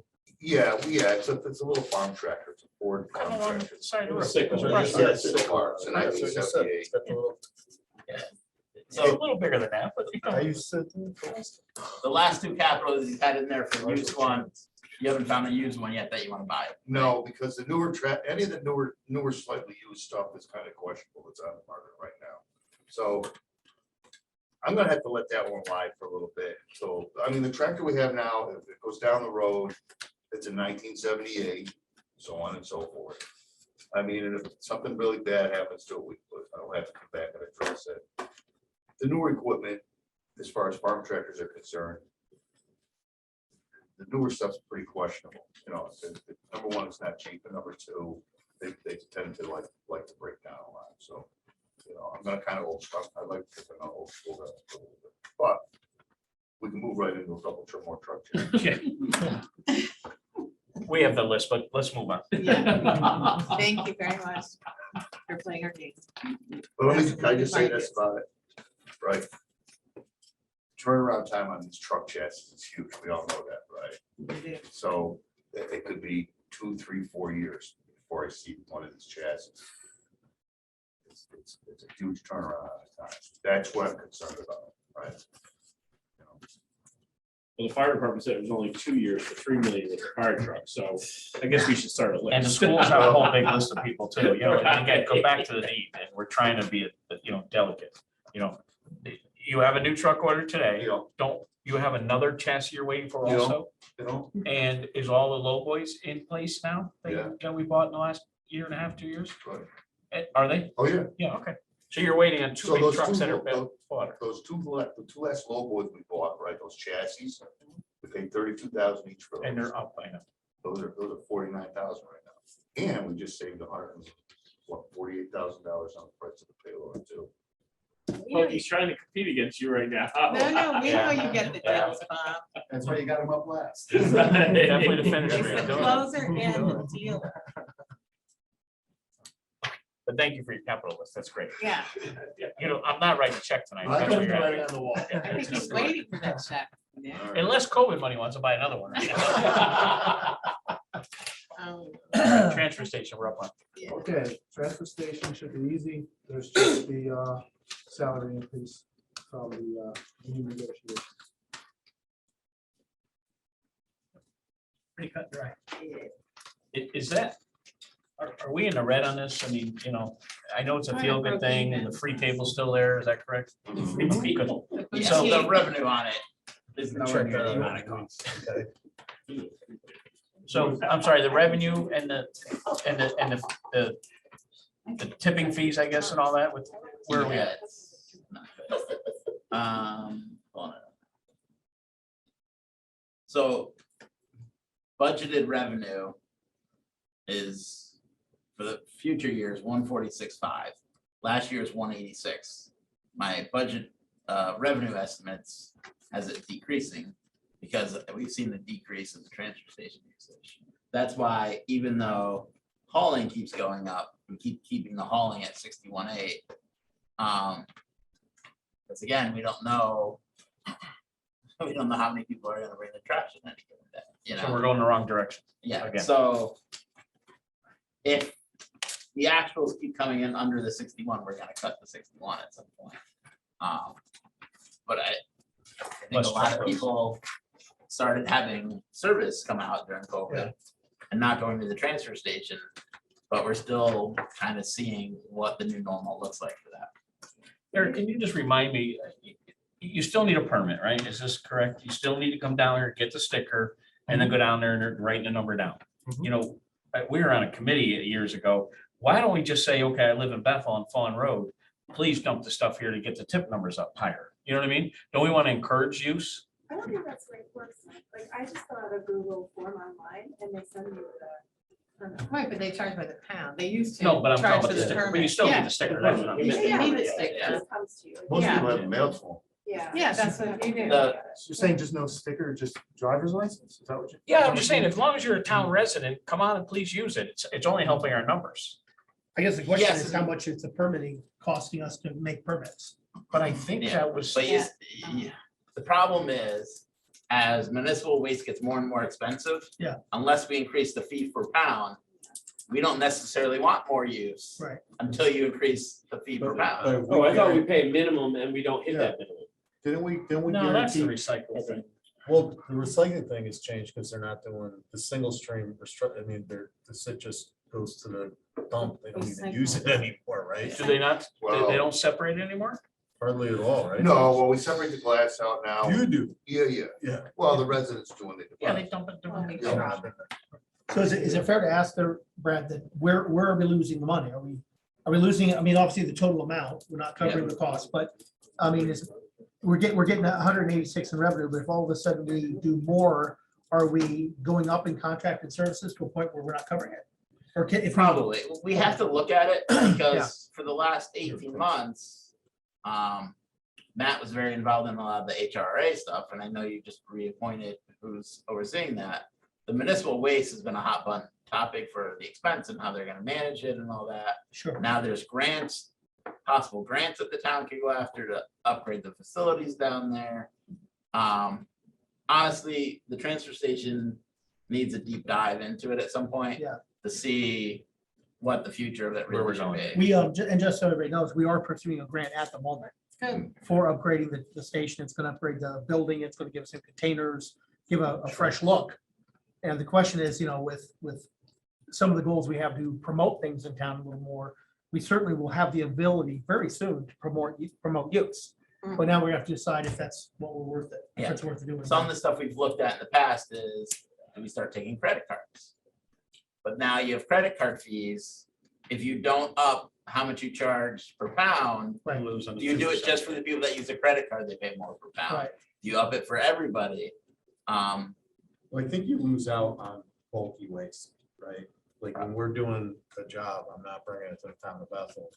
I'm going to White Street. because Right, I'm spending $100-something a ton compared to what are you guys almost 25 cents a pound. 25 cents a month. Do the math. It's just cheaper for the contractors to take their stuff to White Street. You know, know, you- take the demolition out of it. Yeah, contract, yeah. Yeah. Well, There is a market for that. yeah, I mean, they make money. But Brian, I see Richfield, I drive by it every day. Well, Richfield's Wheeler. Commercial guys are Yeah. going in, everybody, so how are they do that? Because Wheelabrator, believe it or not, runs They're leasing. it. Richfield's transfer station, so they have an agreement, well, they used to have one with Wheelabrator, And then the metal guy is a separate guy that, you know, Separates. so there's no town employees at the Richfield transfer station. They're all. Privately run. It's privately run. So like back when I would take my stuff there, it was like $96 a ton. Like you couldn't beat it, you know, or White Street, you know, prices have gone up because of fuel, but none of the small towns could compete with a Wheelabrator or. A private entity. Yeah, because that's what they're there for. But what Richfield did was interesting. What they sold tokens for trash, and Weston sells stickers. So rather than weighing it and all that stuff, every trash bag you buy is like, you know, the sticker is like, I don't know what it was. Yeah, When I was younger, it was like $1 something. And the attendant would just make sure they had stickers on their bags as they were throwing them in. So that's how they did it. They didn't worry about weighing the trash. They just did it based on stickers. I don't know about everybody else. I would love to talk about garbage all night. I would love to. I think Brad is. It's saying obviously, that we're gonna- right. not It's important to something you, really even though you're at the really- swap table every Saturday. Oh, well. I've seen. Oh, well, I was Will you thinking we could stop at the spruce eye? that up with a grant. Little canopy. A nice table, right? A nice table. Any other questions on the selectmen side? No, we're not allowed to. Cynthia's getting hungry. We're not allowed to. The transfer station was unbelievable. That presentation was unbelievable. You are definitely coming up. Yeah. The tree ward is gonna be the one of my So let's get, favorites. yeah, let's get the building maintenance 46,260 then. Okay, so, all right.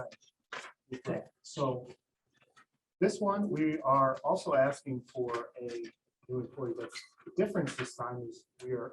He's not asking- hired yet, right? Right. Right. So Okay. I guess Surprise. we could say, doing it the right way this time, I guess. So. I just- Step. What is? Whatever. Okay, so this one, I actually have a handout prepared and I kind of have a little bit of a long spiel, so I ask you to bear with me while I go through it. I think it will make sense in the end. But what I would like to point out to you is if you look at, obviously, the requested budget for salaries includes the increase, which you see is the change there, the 83,000 for the additional sixth building maintainer. I'd like to point out the contracted services line, 5313, which is at 341,000 and change. So this is the one, this continues to grow, this contracted services. And where we are with that, we're halfway through the fiscal year and 2/3 through the budget. This, to me, is like a cliff. So contracted services goes up as maintenance is neglected. And so one of the things we'd like to do to mitigate this is to get up to a higher level of preventative maintenance. So I have this handout and Brad put it on OpenGov for those of you on the virtual. So, I just didn't know. They're all the same, right? Yes, these are all the same. I have probably too many copies. So, if you'll bear with me for a minute as I read through this, I think it'll make sense in the end. So our building maintenance employees do basic level repairs, basic electrical, plumbing, basic HVAC, simple carpentry, doing window repair, basic locksmithing, that sort of thing. More importantly, I think for where we're getting to is they keep an eye on the building's frame and system. So they're identifying issues before they become costly. So for those of you on the board who maybe don't have much familiarity with building and construction trades, these modern buildings, especially these large ones, we have a lot of systems that are very complicated. And so they have their own special needs. Yeah, and I've listed some of the bullets here. You've got HVAC.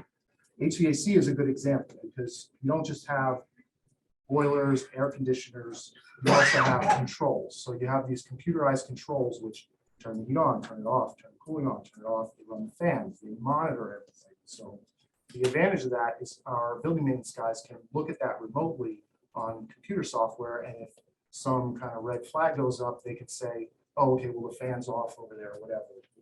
Look at it, all our buildings remotely. Then on top of that, you might have energy management, and that's a whole other thing in itself. So all this is to say is this is one of the reasons why the 5313 account is comparably large when you look at salary account. So some of these systems, the reason for that, some of these systems need to be certified, such as like fire alarm. Another reason is sometimes we use this budget to cover specialized repair, which might require a licensed contractor beyond the licensing of our building maintenance guys, such as a plumber, or electrician. And another, sometimes there's just projects that are so large they would require a contractor, like if we wanted to paint this building or something. So that's what contracted services covers, excuse me. So what we did to try and get to this point and justify this hire is we looked at some industry standards, and there's a note down there at the bottom from, we took this as a guideline from the Association of Higher Education Facilities Officers. They have their own maintenance service levels 1 through 5. So level 1 would be state-of-the-art maintenance. Level 2 is high-level maintenance, which is the recommended level, because state-of-the-art, I think they also call it showpiece facility. So that's not what we're aiming for. And you go all the way down to level 5, which is the minimal level maintenance. So the way they define these is based on the number of square foot per worker. So for level 2, for example, they're saying a building maintainer would be responsible for 60 to 80,000 square feet. So we went through this calculation to kind of see where we're at. So we oversee about 879,000 square feet of space between all the town buildings and the school buildings. That's all the buildings. With our current 5 maintainers, that comes to about 175,000 square foot per worker, which brings us to between levels 4 and 5. With 6 building maintainers, it would be 146,000 per worker, which brings us into level 4. Now, to meet the level 2 standard that they set, we need at least 11 staff. But when you look at the ratio of the salary, the 5101 account, to the contracted services we're proposing, it works out to a split of approximately 55%, 45%. So hopefully now that's starting to make sense where I'm going with this. And that altogether would correlate approximately to their level 2 standard. So I know that was a lot to go through. Hopefully in full circle and understand where I'm trying to go with that. But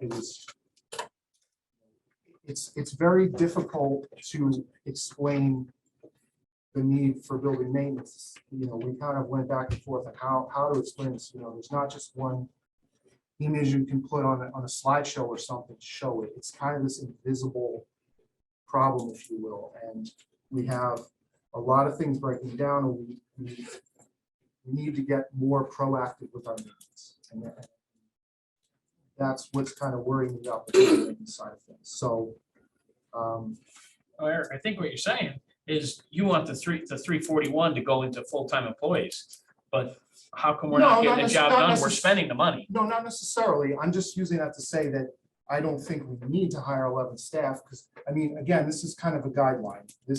We're not like a huge university or some kind of facility where we have specialized licensed electricians and plumbers on staff. We have, just sort of general skilled laborers. They're not to that level. So I'm not saying we need 11 staff. I'm just trying to show how this kind of meets our needs based on that guideline. So here's the way I heard it. Correct Go me if ahead. I'm Yeah, wrong. I know. It's So kind of the way I heard it convoluted. was, buildings are complicated. It's getting harder. You feel like that the contract, if we hire somebody and get more preventive maintenance done, we'll save on the contracted services line. Yeah. And you said Cliff. What were you referring to? Well, I mean, I'm just looking at all the things that are cropping up now. Complicated part of the buildings, right? Yeah, I mean, boilers, air handlers. We've got, recently we had to replace the air handler in this building. We had the masonry repair on the north of this building I mentioned. The library had their HVAC controls hardware had to be replaced recently. Their heating system repairs came to $9,000. So it's all these like sort of little things that aren't, they're pretty big when you look at them. They're not capital projects big, but they're big important, and they add up. But in contracted services, you obviously already have an HVAC company that services all the units every year. Yeah, Right? yeah. So you Yeah, probably okay. have your fire suppression, Yeah. Cintas, whatever you use for that. Mhm. So my question would be is currently, how much in your contracted services are those types of maintenance, whether it's Otis elevator, stuff that you can't get away with, and we're gonna still need to use them regardless, right? Because like you said, you can't have, someone certify an elevator to the state, it has to be an Otis guy comes out and then the state inspector comes out. So what do you think your number is on contracted services of stuff you can't get away from? I think this is it, 341. I don't think that we're putting anything in contracted services that we could pass on to our staff. Well, no, I'm just saying you're looking for a new maintainer because you want to get to class 2 or whatever class you want to get to. My question is how does the new maintainer, how do they reduce contracted services? Oh, I'm sorry. I'm not saying that they're reducing contracted services. I'm saying that they would help us do more preventive maintenance. They would prevent costly repairs later on. Because if we can catch them sooner, we can prevent things from happening. Well, just give me an example. Is what I'm just trying, because like the HVA system, you're going to get a report when your company comes out and does the things, and they'll do these recommended repairs. So again, my question is like, give me an example of what the maintainer is going to do. Yeah, so a couple good examples of that would be like, if we go upstairs in the library, where all the water pumps are running, right, for the building systems. If somebody, if I have employees that are able to check through those things, right, so if he opens that door and looks in there and he sees one pump that's just dripping a little bit, right?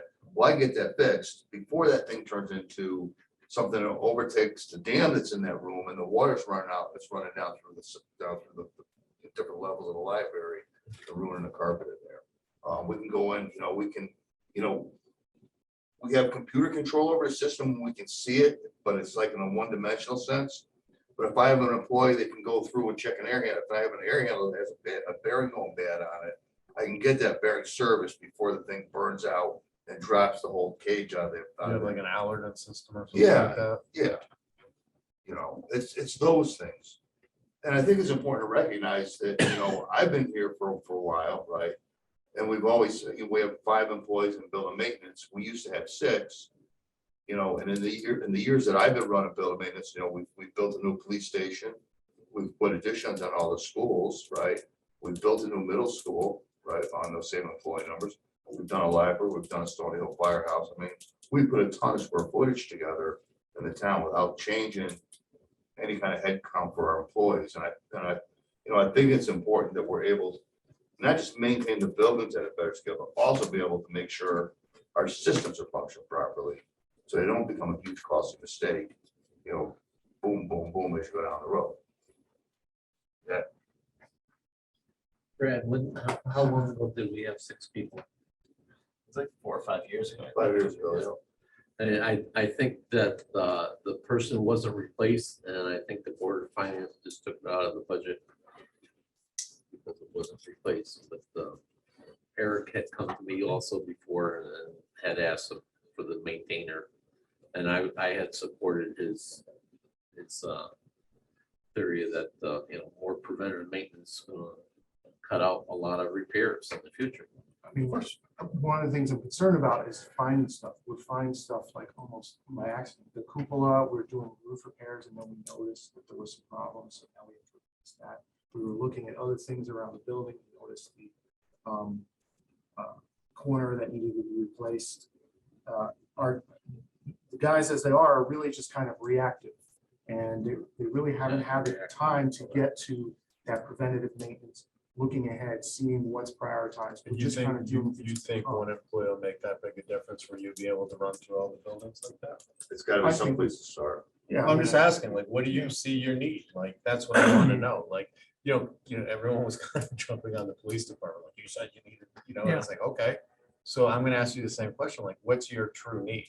How many people? I think it's a step process, right? I mean, I'm not saying, we have numbers, we know X amount of square foot for X amount of employees, right? But I don't think that's fair for us to come in and say, hey, I need, this, right? Well, I don't think that's right. But I think to start stepping in that right direction over however that might happen. I mean, that formula came out of a book, so that might be talking about office space and not garage space. No, they're really talking about, The two most expensive, as far as building maintenance is concerned, is like a municipal center, like a town building, public places, right? And a school complex. You know, office building is just, you know. No, but what I'm saying is in our square footage, we're including garage space, town highway, we're Parks and Recs garage, you know, stuff that really doesn't require as much maintenance as town hall, the schools that has, you know, Yeah, small. thousands of kids running through them, you know, Right. doing what kids do. So I guess my question is like, what's the realistic number we think it would be? Probably more than that, but I think it's hard to say, really. I mean, part of that, that's why this was, that's why I kind of went through this whole thing. We kind of went back and forth. How are we gonna explain this? Because it's almost like there are some unknowns there, you know. I'm concerned that there's stuff that we're missing that we're not gonna see because we're not really looking preventatively. We're not taking an inventory of where everything is. So, I mean, So besides, Yeah, I mean- besides the cupola blowing off the building, yeah. are there any big ones that are? Eric, why don't you explain the amount of time you spend at the school buildings alone, that you don't have time to get to other buildings because they're a demand? I mean, yeah, I mean, there's a huge demand from the school buildings. I think the other part of it is that, and rightly so, that there's a lot more requests for work orders from schools. You got people going in and out of them, you've got kids there, so we prioritize that. But some of our other buildings are neglected, like the highway garage. And, you know, these guys aren't complaining, but they need to, you know, there's a lot of repairs that need to be done. The roof needs to be replaced for one. I mean, it just, Yeah. you know. How is you mentioned work orders, how is the work order productivity right now? Like, I've heard that it's the work order productivity is improved some.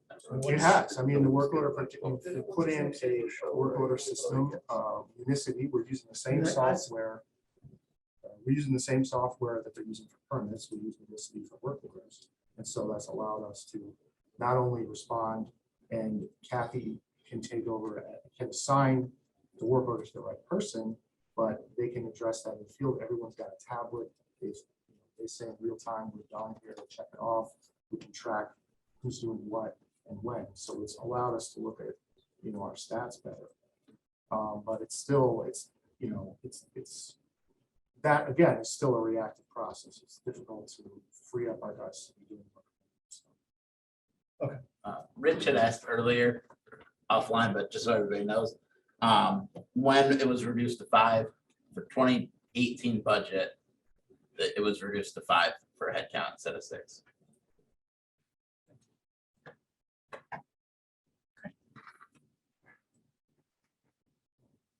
Any other questions for Eric on building maintenance? Bob and Frida, are you still at breakfast or? Thinking about dinner, but I'm still here. No questions. There is building maintenance as a capital list. Yep. Eric, you want to spend a couple minutes on that? Sure. I mean, this just ties into what I was saying. I mean, I'll just go through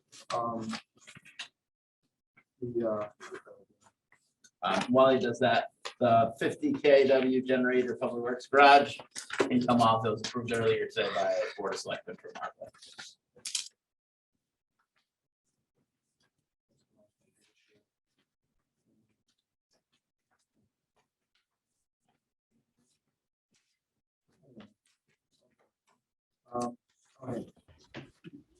Hey, Brad, just while Eric's getting those notes together, will you be putting out a revised capital plan?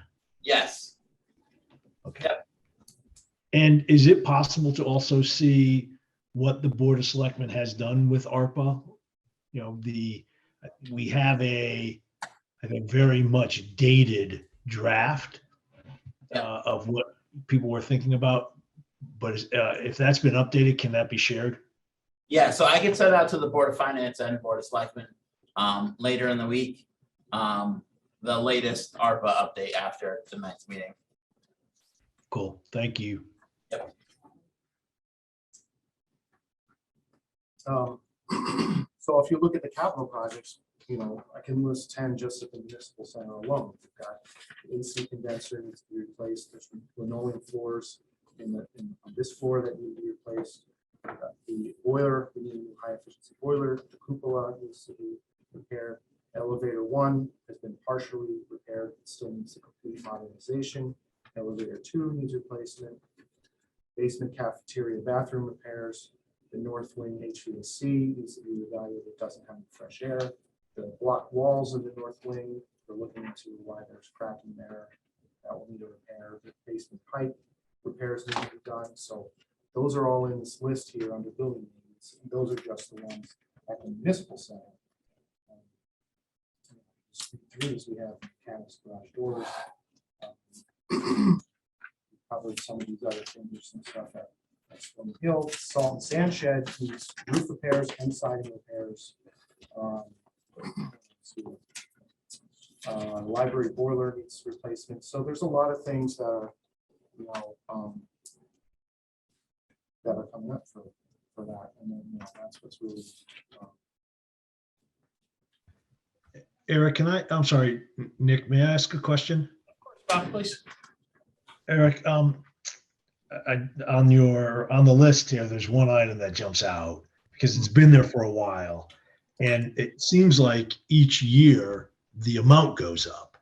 And this board has been talking about how to address this relatively extensive capital list, right? Is it best to protect assets that we have already versus maybe buying some new assets? It sounds like the Board of Selectmen went a long way in its meeting today to help in that consideration. But in particular, I'm looking at the highway garage roof. This has been on the list for a while, and now it's up to $350,000. I think when this first came on the list a number of years ago, it was a fraction of that.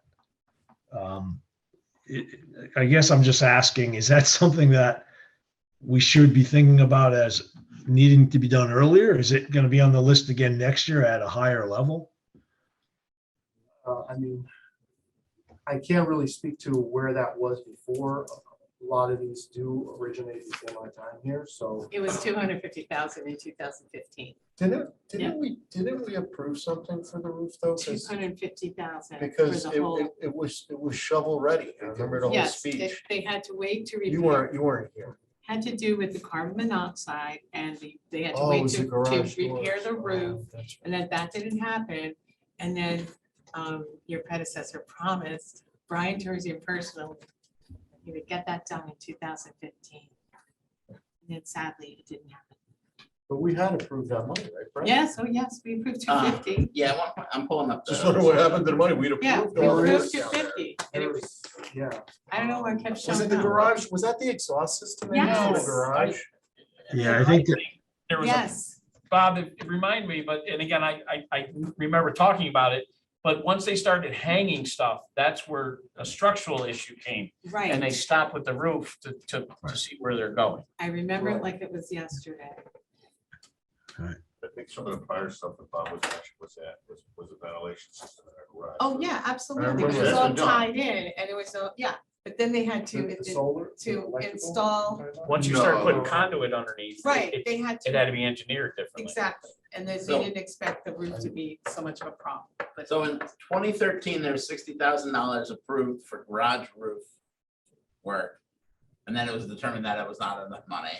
Some of that, it's capital, so it sits out there for a while. Some of that stuff we are doing now as design work, because that money still sits out there. Go to 2015, you'll see Yeah. with big money, Dana. The same year as 2013, there was the public works conversion in natural gas, which was part of that too, that we were waiting on. Highway.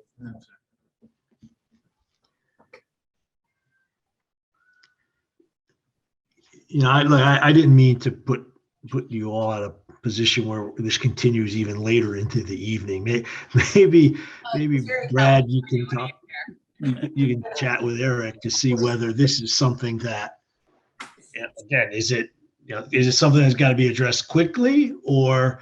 Well, that roof is not even on this year's capital plan. So in 2017, there's $150,000 approved, of which there's still roughly 120,000 for the designing of the highway garage roof. What Yeah, happened to the carbon monoxide? I believe that was a different project. in the same building, but that at one point, when people went to think about how to actually get this project done, they found some, and Bob Dibble, you're going to use the right terminology. I'm not, but what there was something with the support in the roof that was found to be deficient, and that kind of caused a whole relook of the project. Everything's Again, fine. That's what my happened. only point was that it's this amount keeps growing and it stays on the list. So, Bob, where we're at now, we took a fresh look at it. We had our owners rep Colliers, who had the PM from that company who's doing it as a roofing expert. We had them look at it. They've started putting together an RFP for us to bring on an architect for the design. So we gave them all the prior documents. We've gone through it with our building official, Chris Baldwin. We've met to go through it there. I don't know what was promised in the past, but we took all that information. Colliers went through it.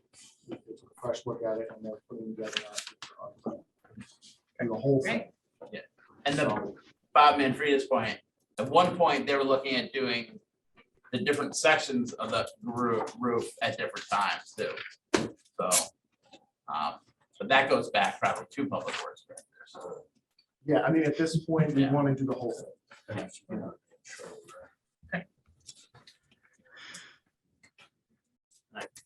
Tree ward. All right. Okay, so warden goes up, we're looking for an increase in tree warden, 85,000, so I'm gonna ask Ed to come up and I'll Get recycled Ed. The family tree maybe. I will explain this. So again, this is a, I would say, a wish list number to try and get us to a more, as we were talking about, not to be up and down, to be more steady average number.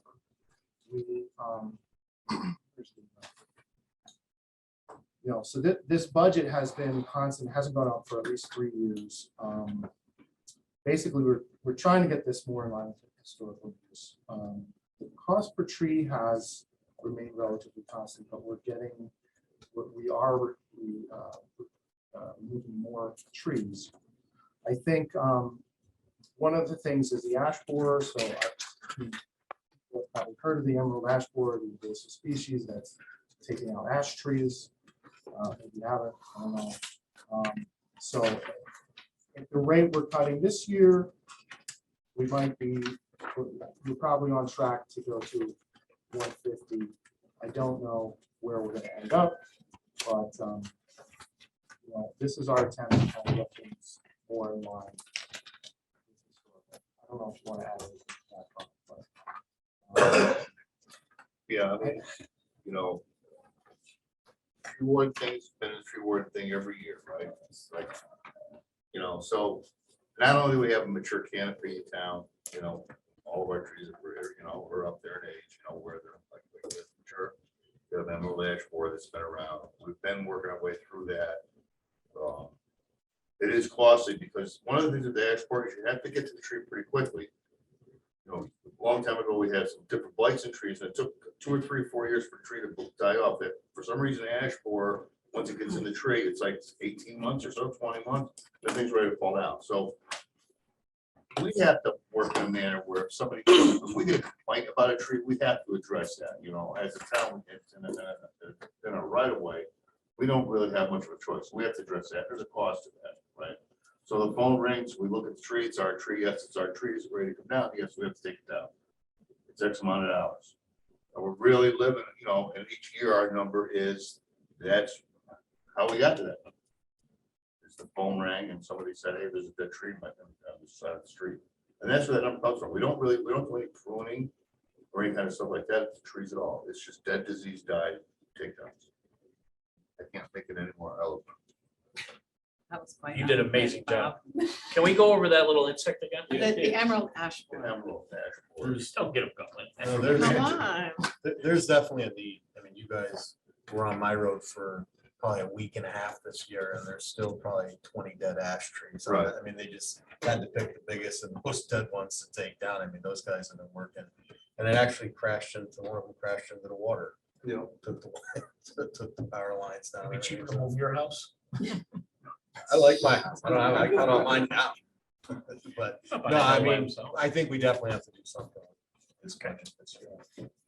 Thanks. Anything else in tree work?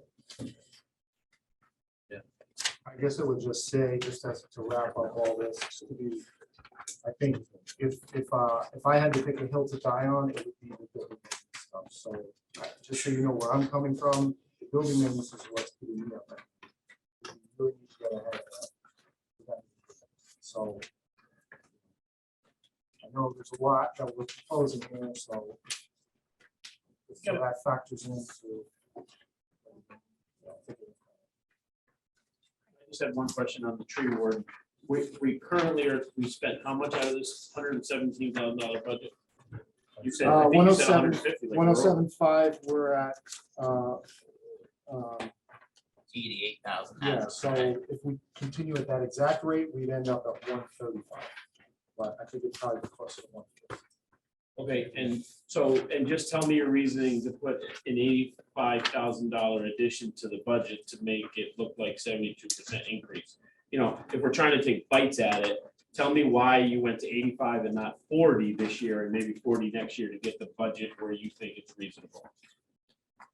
Well, I mean, honestly, I think you have a good point there. So I wish my brother would say that more It often. might never happen.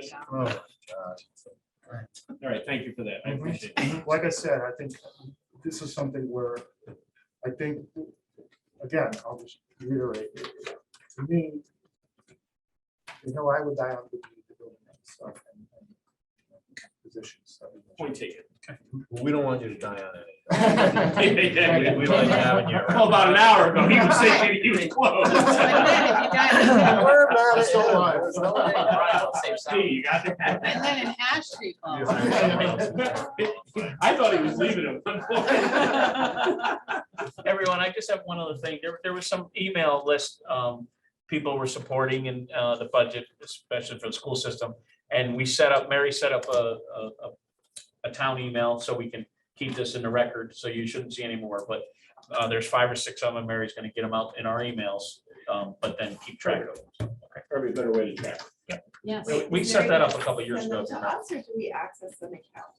I'll send them to you. Yes, I'll send them, yeah. Because they Yeah, were just you. sending them, one sent to me, and then they sent them separately and then to everybody, so like we did it last time. we did it the same way. So, Bob and Frida, anything? No, sir, I'm good. Okay, excellent. What's that baby? So with the, actually, We need a motion to adjourn. yeah, we're getting ready to do that. Right. So you want to do it for your side first? I'll accept the motion to adjourn for the Board of Finance. So moved, thank you. Next second, Accept the motion from our side. all in favor? Aye. Aye. Okay. All right, so we're all good. Measures. Richie, Yeah, we have another. Rich, we have a motion to adjourn by Yeah. Ryan, we get a second.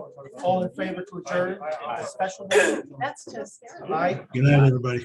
Okay. You want to make another? Yeah, so those are, guys, everybody quiet for a second, we're recording, everybody quiet for a second. So for those online, on Zoom, we are going to be resuming our special selectmen meeting in just a moment.